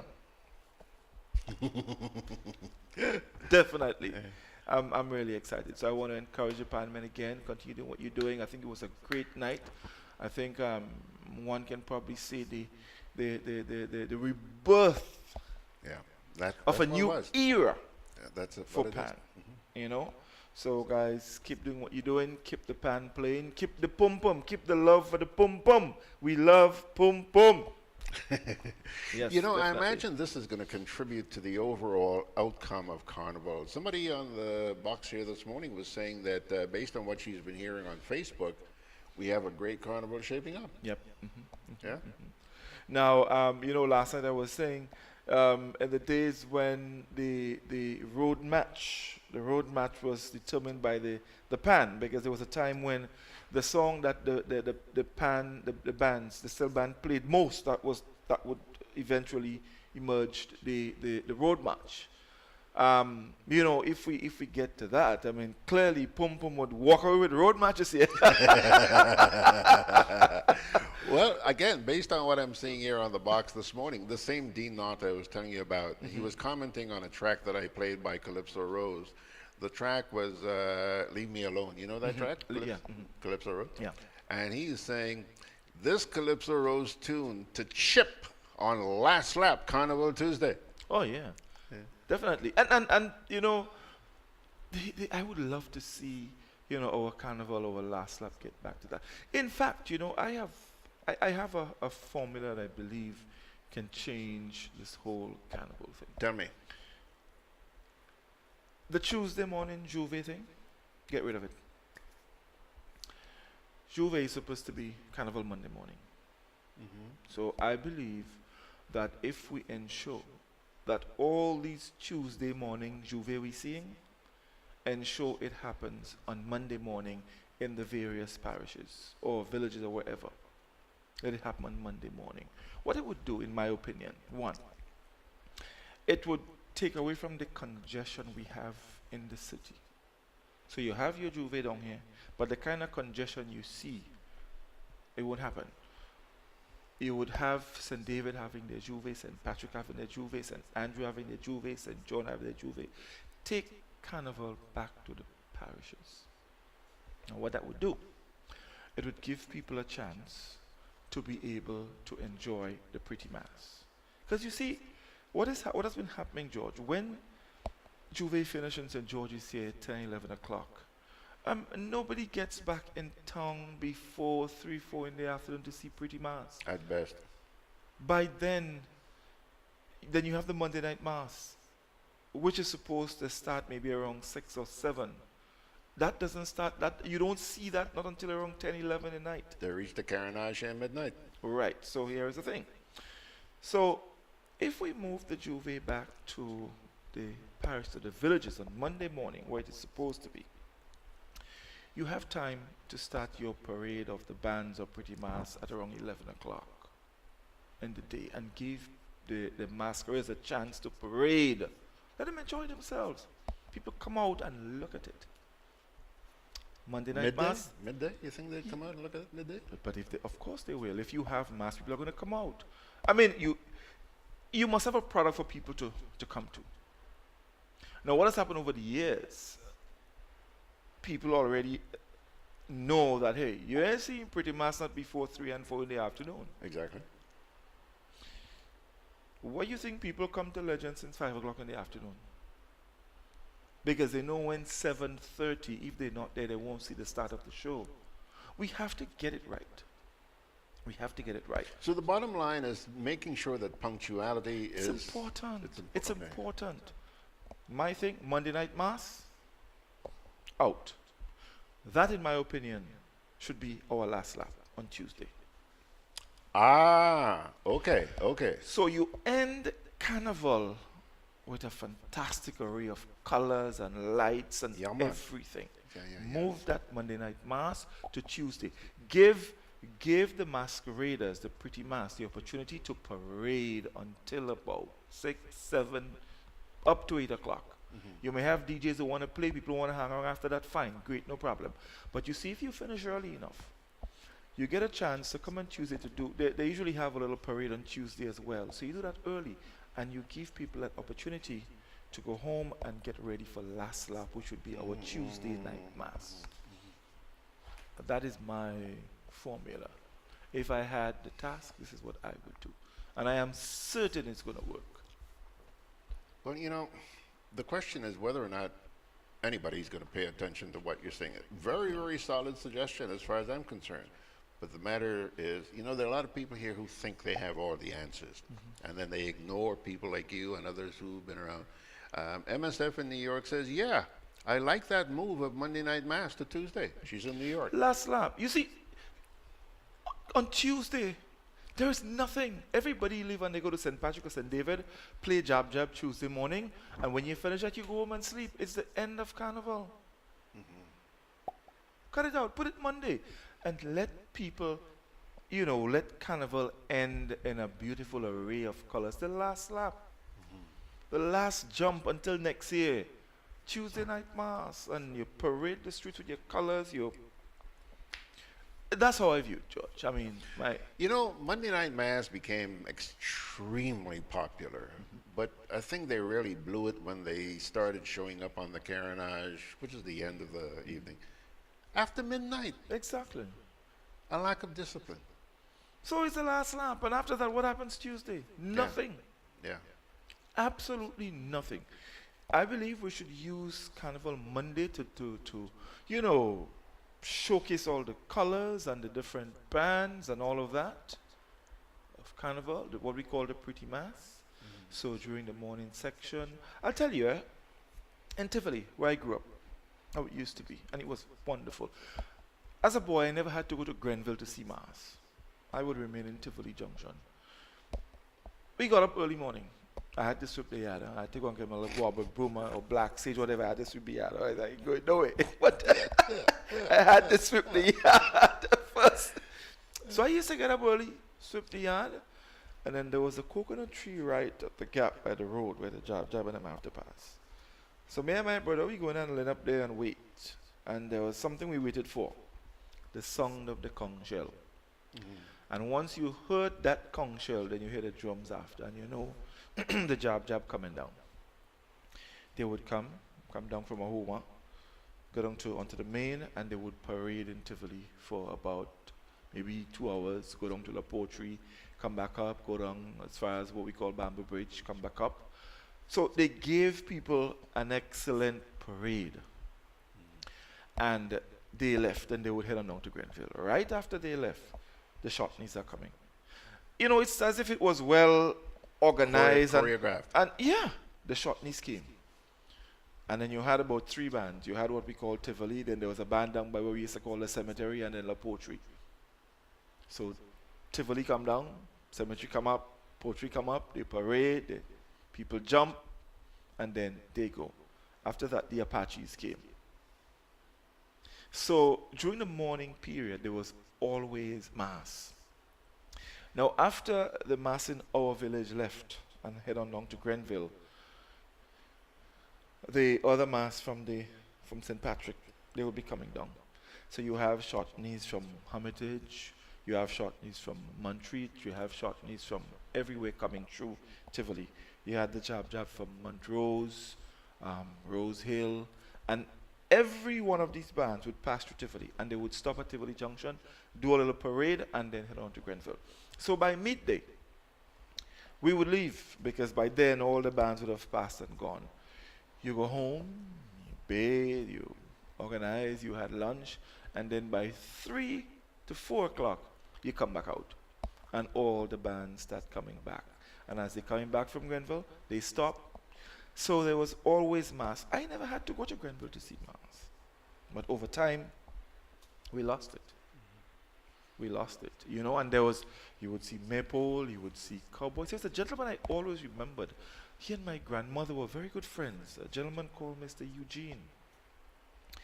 He was a cowboy, and I used to love to see them. And they had their yellow shirts with their, and in those days it was dongery pants he used to play with. The dongery, Yes. and they had the gun belts with the shots, and so, and it was, and they were singing country. It was beautiful. Then you had the Maypoles, and you had, I mean, I remember those things, I mean, so well. You know, we've lost it. But there are persons in the various communities who have the knowledge, and they know what has to be done to get these things back, and it can be done. But you know, our organizers of Carnival need to engage persons. They need to engage persons. You know, they need to move away from that little, you know, friend thing and engage persons. Carnival is a national cultural event. Everyone should be involved. It doesn't happen. You talk about everyone being involved. There's a note that's just popped up here on Facebook. Somebody named Everton Hutchinson said, you know, he says, lots of folks come to see Mass, but there are not lots of people not playing Mass. Okay? He says when a Trini goes to Carnival, they buy their costume to play mass. In Grenada, you just see people walking up and down the street. What's it? But there's a reason for that. George, as the costumes reduce in size or quantity, they become more expensive. And I'm going to be blunt with you. Suck it. A woman could go to the store and buy underwear for probably $20 or $20-something or $30. You buying the same thing as a costume for $400 and $500 and $600. I mean, tell me, why would I guess people who have it and who really want to do it may, but there is no way I would go and buy a short pants for $500 or $600. I'm not going to do it. I'm not going to do it, and I don't understand why is it that some of our organizers of mass bands don't see it. Well, maybe it has to start from the top, because I guess getting material, the duties and so involved may be high, so they may have to up the cost to at least be able for it to make sense. So maybe from the Ministry of Culture come down, you need to have a look at that and probably create some kind of concession so that, in the final analysis, that persons who have to purchase a costume for Carnival wouldn't have to be paying so much. Because as Wizard said, when the Carnival over, school opening, you have books, you have uniform, you still have to live, there's a lot to be done. So there are a lot of things that you have to pay attention to. So a lot of persons just cannot afford the $9,000 or $1,000 just to buy a bra and a piece of underwear or a short pants. And for example, for the males, it's basically just a short pants. So I don't understand it. It's not like I have a problem with people who are doing it. I mean, that's what you like, fine, great. But I think if we want to encourage, if we want to get more persons involved in Carnival, it must be a little more affordable. It must make sense to people. People must know that, look, I can purchase a costume, but it wouldn't create such a financial burden on me so that when Carnival is over, I cannot meet my basic needs. If that is going to happen, persons are going to go for the basic needs first. So that to me is one of the problems. Godfrey, I'm sitting here in the last half hour, listening to you make all these suggestions, and they're fabulous. Over the past few weeks, I've noticed on Facebook there are a lot of images showing up of Carnival in years gone by. And there was one in particular, several versions of it that stand out in my mind. And that is steel bands or bands, period, coming down Market Hill. Yes. Have you seen them? Yes. What do you think of that, Godfrey? But this is, that's it. These are things that we need. You see, I'll tell you, George, I understand that we're living in an age of technology and advancement and everything. And I'm all for that. But look, in the whole scheme of things, we have to take everything into consideration. There are some things that, as we move forward, we have to leave behind. But there are also some things, as we move forward, we have to go with them because they're very important. Because they would also help to shape the future that we're heading to. Our cultural heritage is one of the things that we have to go forward with. We cannot leave it behind. Too much cultural invasion. So now, you listen to some of our artists, the way they speak, the way they sing. You wonder if you're in Jamaica. What happened to our way of speaking? What happened to our culture? What is wrong with it? That we have to, take somebody else's and bring it into ours. And somehow I get the feel that we do not understand how these things interfere with the way things are supposed to go here for us. If you are going to take someone else's culture, clearly you would not be able to do the things that you're supposed to be doing because it's not part of your culture. George, if you want to take someone else's clothes to wear, it won't fit you properly because it's not yours. It wasn't made for you. And we have to pay attention to these things. And unless we start, paying serious attention, we would find ourselves in the same situation over and over. Again, let me reiterate. There are some things we may have to leave behind. But when it comes to our culture, we cannot afford to leave our culture behind. As time goes on, there will be changes. But with the changes, you see, the changes could only be made on what you have. Before you get too deep into this, what is our culture? I'll tell you something. Let me put it straight. You see where we came from, our cultural heritage from Africa and all of that. Right. And when we trace it, you hear about, our history from the slaves come down. And if we follow it, right, that aspect of our lives, how people lived, how people worshipped, how they did their celebrations and all of that, their way of life, the language that we spoke. All of these things we have to pay attention to because all of these things come together, creates a culture for us. That is what we are. This is, how we're supposed to live. And inside of that, there's subculture. So every little village, every little community have their own little culture in it. The way we speak, the way we refer to different things. All of that together creates that for us. For example, the way someone might express one thing, let's say in Sauteurs, in St. George's, someone might be talking about the same thing but have a different way of expressing it. And all of these things are very important because what it does, it creates a sort of identity for individuals. You can identify with that, So it's very important for us moving forward. And again, I must stress, not everything we have to go with, but there are some things we definitely must take with us. Because if you don't take it with you, you will not be able to make the correct adjustments that you need to make. What you'll be doing then is taking in something all new that doesn't belong to you. All right.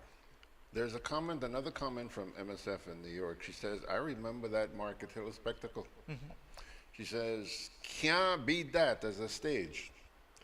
But with these big trucks, I wouldn't want to be on Market Hill with one of those behind me. Oh no.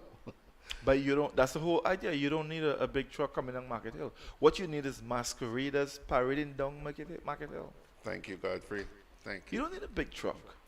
And then there's somebody by the name of Joyce who says, Godfrey, we speak Jamaican because we are not proud of who we are. Well, I would always be Grenadian. So I'm proud. I'm a proud Grenadian. From Tivoli in St. Andrew, a Homer to be exact. On the box this morning, I see We Will Rise, Prof, Mary Campbell, Kipling, Joyce, Dillagaff, Jackie, Opie, Henry Steele, Jibby, MSF, Dennis, Dean Knott, and somebody named, Quincy Britton on Facebook. Oh, by the way, there are a few people on Facebook I haven't acknowledged. There's John O'Kay. He says he's sorry to be late, but he's listening now. Marcus Forrester. Marcus, you were complaining about the Facebook connection. Yeah, my boy, I understand exactly what you're going through. You have my sympathy, but nothing we little guys can do about it except continue to bitch and hope that that falls on somebody's ear, somebody who cares. Everton Hutchinson is also with us, but I just read you his comment. And Chester out there says he's listening in Switzerland. Quincy Britton says, Godfrey, you have the formula. You couldn't have said it better. We need people like you with the passion, in the SMC. let me finish. Let me finish. Wishful thinking, my brother. There's an old saying, that and a snowball in hell you'll never live long enough to see. Okay, he goes on to say, but we would only see changes as such with a change in direction from the cabinet, and treat Carnival as a business and keep its authenticity. Suck it to me. Oh yeah, I mean he's on point. Once we start, and that's the point I was making. When it comes to a culture, if we decide to leave that behind, then we would not see the things that we all wish for. It won't happen. Because I'll tell you, eventually, more and more young people, I mean, the generation is changing. We are going out. We have the information now. If we are not allowed or we are not able to make that change, my brother, those who are coming, not that they won't be able to make the change, but they would not have the information that is required to do it. So guess what? They won't know anything about it. And eventually, it's going to be lost for good. That's the problem. It's going to be lost for good. MSF says, Godfrey, you raise a great point about everybody wanting to sound or be like the other. While there is much similarity, there are also differences, and we should celebrate those differences. So says MSF. Okay. Mary Campbell says, Godfrey, can you explain how or where can or should anyone receive points in a competition for playing or performing when at the same time a recording of the said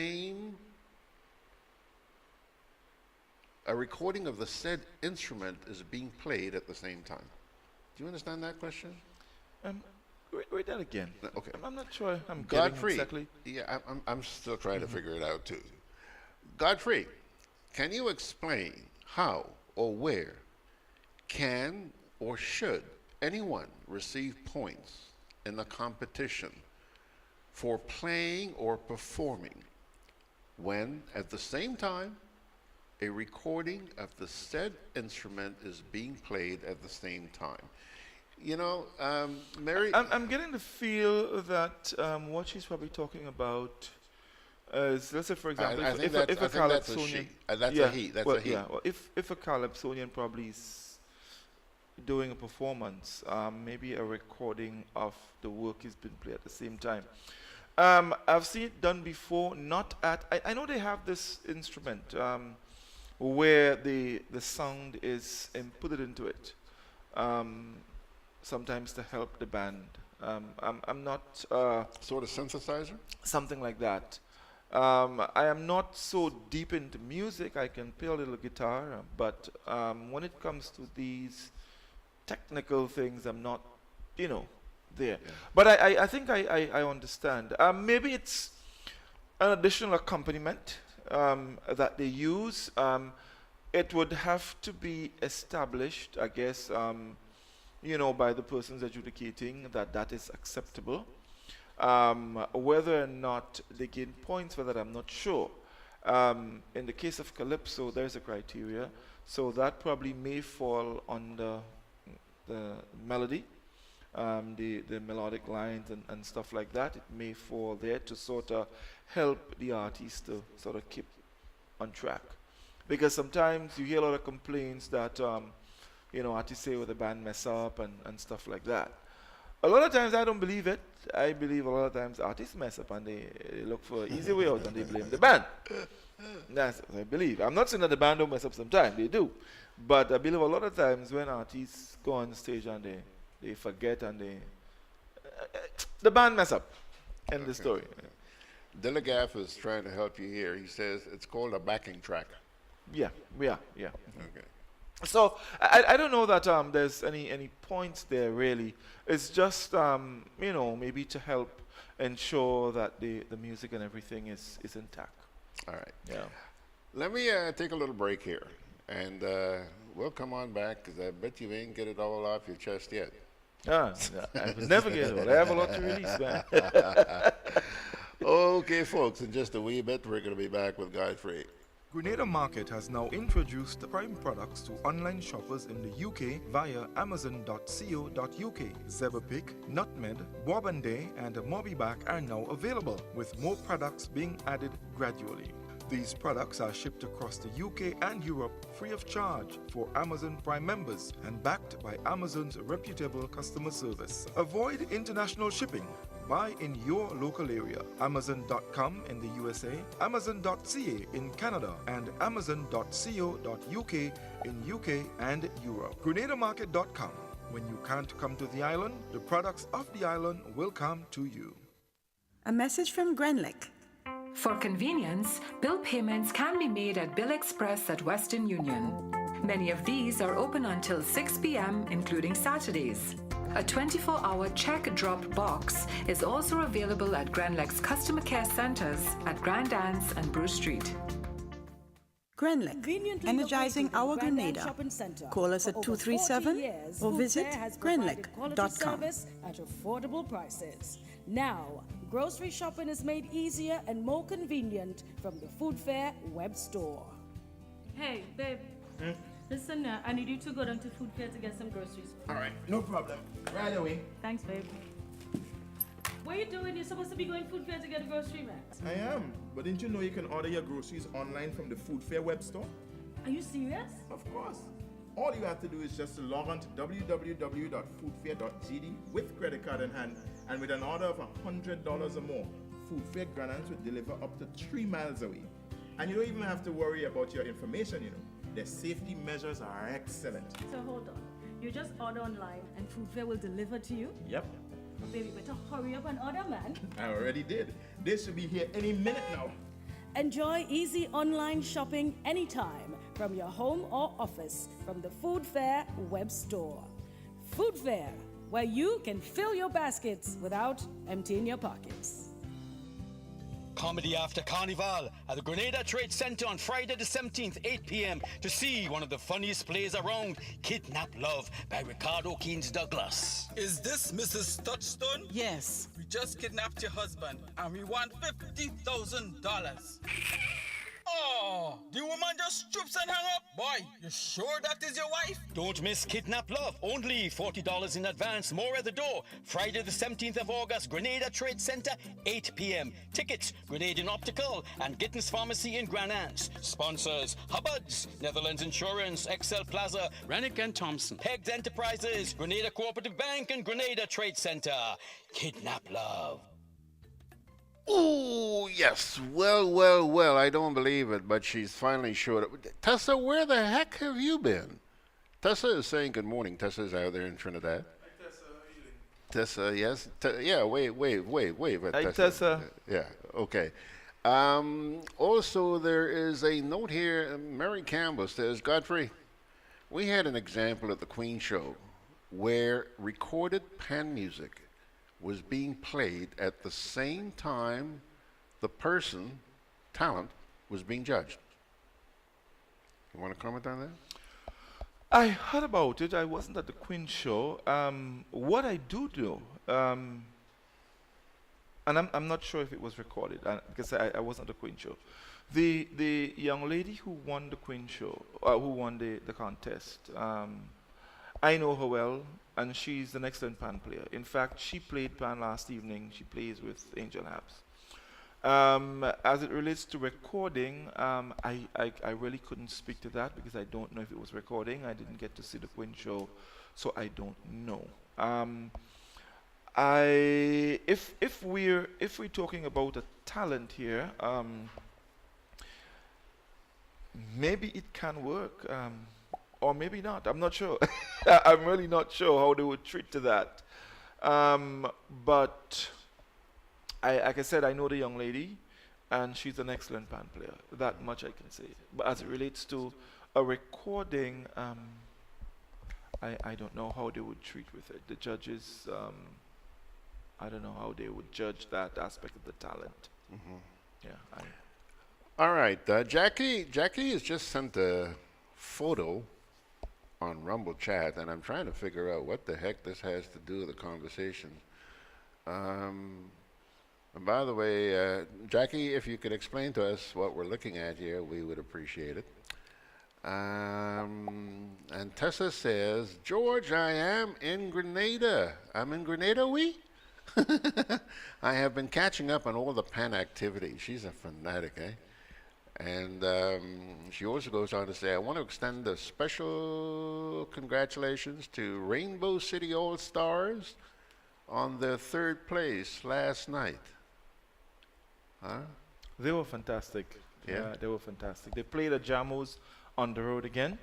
In fact, there was a half a point separating them and New Dimensions.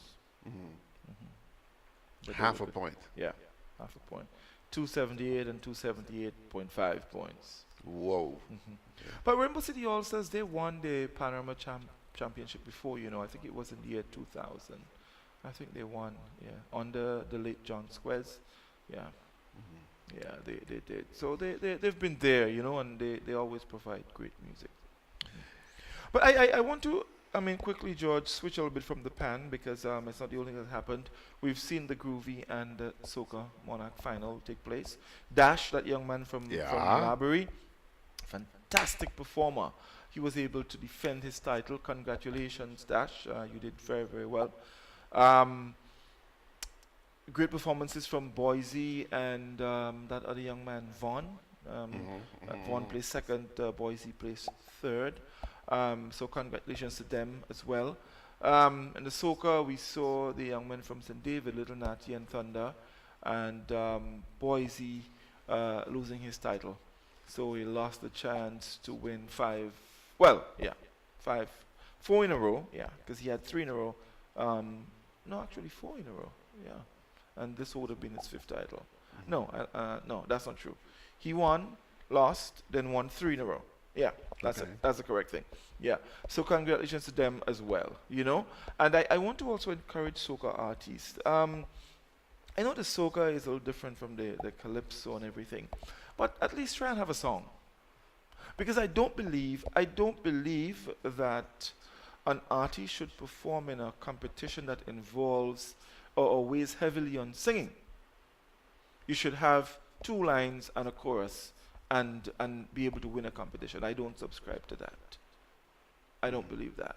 You should have a song, you know. So I'm just throwing that out there so that artists put a song together. The soca, there isn't a lot that is required, but you could do better than 2 lines and a chorus. Don't you agree, George? Yeah. You could do better. Yeah, definitely. You know, so try and at least put a song together. Godfrey, I want to share something very sad that happened this week. I went downtown to do a little shopping, and I ran into a young man. This is a young man I have known for more than 20 years, and I have a lot of respect for him. Young kid, vendor, and apparently he's singing calypso this year. And he asked me what I thought about the calypsos for this year's carnival. And I had to be honest, I'm not going to lie. I said to him, you know, the only one I really, really paid any attention to was the one by Scholar. He says, well, you know, yeah, that one making a lot of noise out there, man. But it's 3 of them that making a lot of noise out there. And then he told me the names of the other 2. I'm not going to call names here because I don't want to embarrass anybody, okay? But apparently his was the 3rd. And apparently it had something like 60,000 hits on Facebook. So the reason why it was making or creating such a buzz was apparently because it was vulgar, smutty, whatever, okay? And this kid wants to go to Canada. Why? To sing calypso. Okay. Kind of sad, isn't it? Yeah, but who's stopping him? Well, he first has to get a visa. Well, of course, he knows what he has to do. Get a visa, get an airline ticket, and then get someone to, and he can just go Canada and just sing. To get to the airport, just singing, it's just start singing, you know. Yeah, but you know, it's kind of sad when you do something smutty. And George, you know what's the problem in Grenada here with that, and why I think that happened? Because we reward a lot to go bar. Go bar. Yes. And I have a problem with that. It doesn't mean, you see, if you're in a competition, it doesn't mean if your song is popular with the crowd, it is the best song. Because as a good communist friend of mine says, since when the proletariat knows what they want? The proletariat doesn't know what they want. It is the Central Committee who decides what they want. So, artists need to remember that in competition you're singing for 7 persons. So the crowd could jump up because they like a line in what you have. That's all well and good. But it doesn't make your song the best song or a good song. A good song must fit well with the criteria used to judge it. And if it meets the criteria, and you have less than moderate, good, very good, excellent. So it has to fall somewhere in there based on what it is judged against. So singing anything or any line that people jump up to, ray, doesn't make your song a good song. And a few people maybe in your circles might like it. Who says when you go to Canada or somewhere else, people are going to like it? It doesn't work that way. So artists need to pay attention to their writing. Familiarize yourselves with the criteria that is used to judge. Understand lyrics, understand the melody, understand rendition, originality, and presentation. Understand these things. If you don't understand it, ask someone to help you. And when you write with these 5 criteria in mind. And if you do that, your chances are more than good of getting into the rounds of competition. Boy, let me tell you, you have unloaded a lot of advice here this morning, and I just hope that a lot of people are listening. Let me welcome on Facebook Isaac Nichols, Melinda Smith, and Isaac Joseph. Isaac, by the way, is saying, "Where's Godfrey? I have just seen him on SWGG. That means that someone is in George's kitchen cooking up a pot."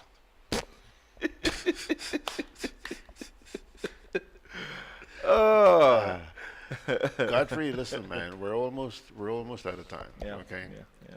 And I really appreciate the fact. By the way, where's Randall? That's what you should be asking about. He did say that he was going to be late and he had some engagement in church. So I mean, probably because we met last night at the Panorama and he did say that to me, you know. Yeah. So maybe he wasn't able to make it. But George, just as before we wrap, it's the Mardi Gras. It's Carnival Sunday. Tonight, the final of the Calypso Monarch competition. Of course, there are 10 finalists. That's going to be going up against Rootsman Kelly to try to dethrone him. We have Papa Jerry, we have Sour Serpent, we have Messenger, we have Keturah George, we have Baraka, we also have Innocent, we have, who are the others? Scholar is there as well. There are 2 others I think I'm missing. Can't remember them right now. But I want to wish them all the best. You know, go out there, put on your best performance, and remember, you are the top 10. So even if you did not win tonight, but you represent the elite of the calypsos in Grenada. So go out there, do your very best, you know, and make Calypso proud. I want to encourage Grenadians. Let's see tonight, let's see if Calypso. Let's run a competition with Panorama. Let us take on Panorama, folks. Let us go down there and try to double the number that Panorama have. Let's show Panorama that we could beat them. So let's go down to the march with tonight in our numbers. 8,000 strong. Let's go on down to the stadium and support Calypso. And let Pan come back next year with 16,000. In 60 seconds or less, what do you expect for the rest of this carnival that's shaping up to be so great? Yeah, I do anticipate a good turnout tonight at the March Gras. I really do hope we have a good and safe carnival. I want to appeal to our drivers, please exercise some good judgment. Too many accidents, and in my opinion, a lot of them can be avoided depending on where I'm seeing them and what I'm seeing. They could be avoided. A lot of it is reckless driving. Let's remember, folks, that, hey, the life that you might be saving could well be yours. So exercise good judgment. If you late, hey, you can't late twice. They stop bit for late. So don't worry. You know? Take your time, get where you're going safely, and let us protect ourselves and other persons. You know, let's have a safe carnival. Let's have an enjoyable carnival. And of course, to the powers that be, let's do this quickly, relook what happened this year, and start putting things in place for 2019, God's will. Are you going to do a summary next week, Carnival? Yes, sure, I'd love to. I'd definitely love to. Well, yeah, definitely. I'm looking forward to having you guys back. Yeah, look back at all the results, you know, and have a nice chat on it, and set the tone for Spice Mass 2019. George, thank you for having me. It was a pleasure. Man, you know, I've been honored. Thank you very much.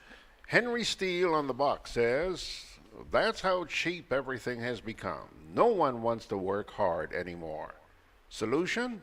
Raise Calypso price and reduce soca. Raise Calypso price, yes. No, I don't think we should, because everything has its place, you know. But I do believe to get Calypso where it's supposed to be, it's not a difficult task. It is not a difficult task. We just have to do a couple little things. Put our minds to it. Including some promotion of the events, you know. I think that can make that can make a 2,000 persons difference. Tessa says, I'm ready for this Calypso competition. I'm going out there and I am going to back all the Calypsonians for the crown tonight. All right, Godfrey, once again, thanks a lot. We'll catch you next week and probably bring along a couple of tag team partners with you. And I look forward to that. Take it easy. Godfrey Augustin, broadcaster, promoter, big time man. Thanks a lot, Godfrey. Folks, quick break here, and then we'll come on back. The Rotary Clubs in Grenada invite you to its biggest ever all-inclusive Carnival Sunday Fest at Spice Basket on Sunday, August 12th. Join us as together we celebrate 50 years of service to the Grenadian people. There will be fireworks display, pan wizards, trios, now Solid the Band, Dash, Talpree, Scorpion, Shortpree, and The Inspector, DJ Blackstorm, and Small Clothes. Admission $200. Starting time 12 noon. Unlimited drinks and a wide variety of local foods. On Sunday, August 12th, Spice Basket. Comedy after Carnival at the Grenada Trade Center on Friday the 17th, 8 p.m. to see one of the funniest plays around, Kidnap Love by Ricardo Keynes Douglas. Is this Mrs. Touchstone? Yes. We just kidnapped your husband and we want $50,000. Oh, the woman just stoops and hang up. Boy, you sure that is your wife? Don't miss Kidnap Love. Only $40 in advance, more at the door. Friday the 17th of August, Grenada Trade Center, 8 p.m. Tickets, Grenadian Optical and Gittins Pharmacy in Granans. Sponsors, Hubbards, Netherlands Insurance, Excel Plaza, Rennick and Thompson, Pegs Enterprises, Grenada Cooperative Bank and Grenada Trade Center. Kidnap Love. All right, pilgrims, 12 noon on the button. Let's part with a parting word from the Holy Scriptures, Deuteronomy chapter 31, verse 6, simply says, be strong and courageous. Do not fear or be in dread of them. For it is the Lord your God who goes with you. He will not leave you or forsake you. Deuteronomy 31, verse 6. My dear friends, on that note, Georgie Porgy is going to say thank you so much keeping me company this morning. We made it through, eh? Despite all the hiccups, we made it through. And this program is going to be rebroadcast this evening at 6 o'clock right here on GRENADAbroadcast.com.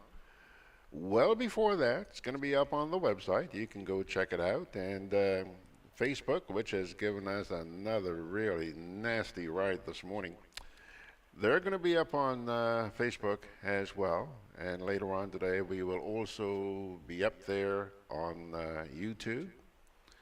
So, no excuses for not listening to all the suggestions, recommendations made by Godfrey here this morning. They all make a lot of sense. Just hope that somebody's listening and that these pleas are not going in vain. Okay?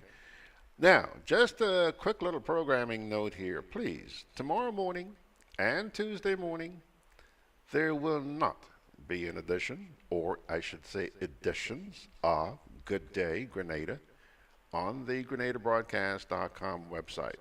However, in addition to the fact that there ain't going to be those programs on Monday and Tuesday, I want you to keep your ears open and keep visiting the GRENADAbroadcast.com website, because a major announcement is about to be made about the repositioning of our services to you. I think you're going to be happy, happy, happy, happy. We have listened to you, and we're putting things together. And maybe as soon as this coming week, you'll see a lot of changes around GRENADAbroadcast.com, okay? Which will include Facebook, YouTube, Instagram, Twitter, radio genre, and the whole cast of platforms that we're on. Folks, enjoy your carnival.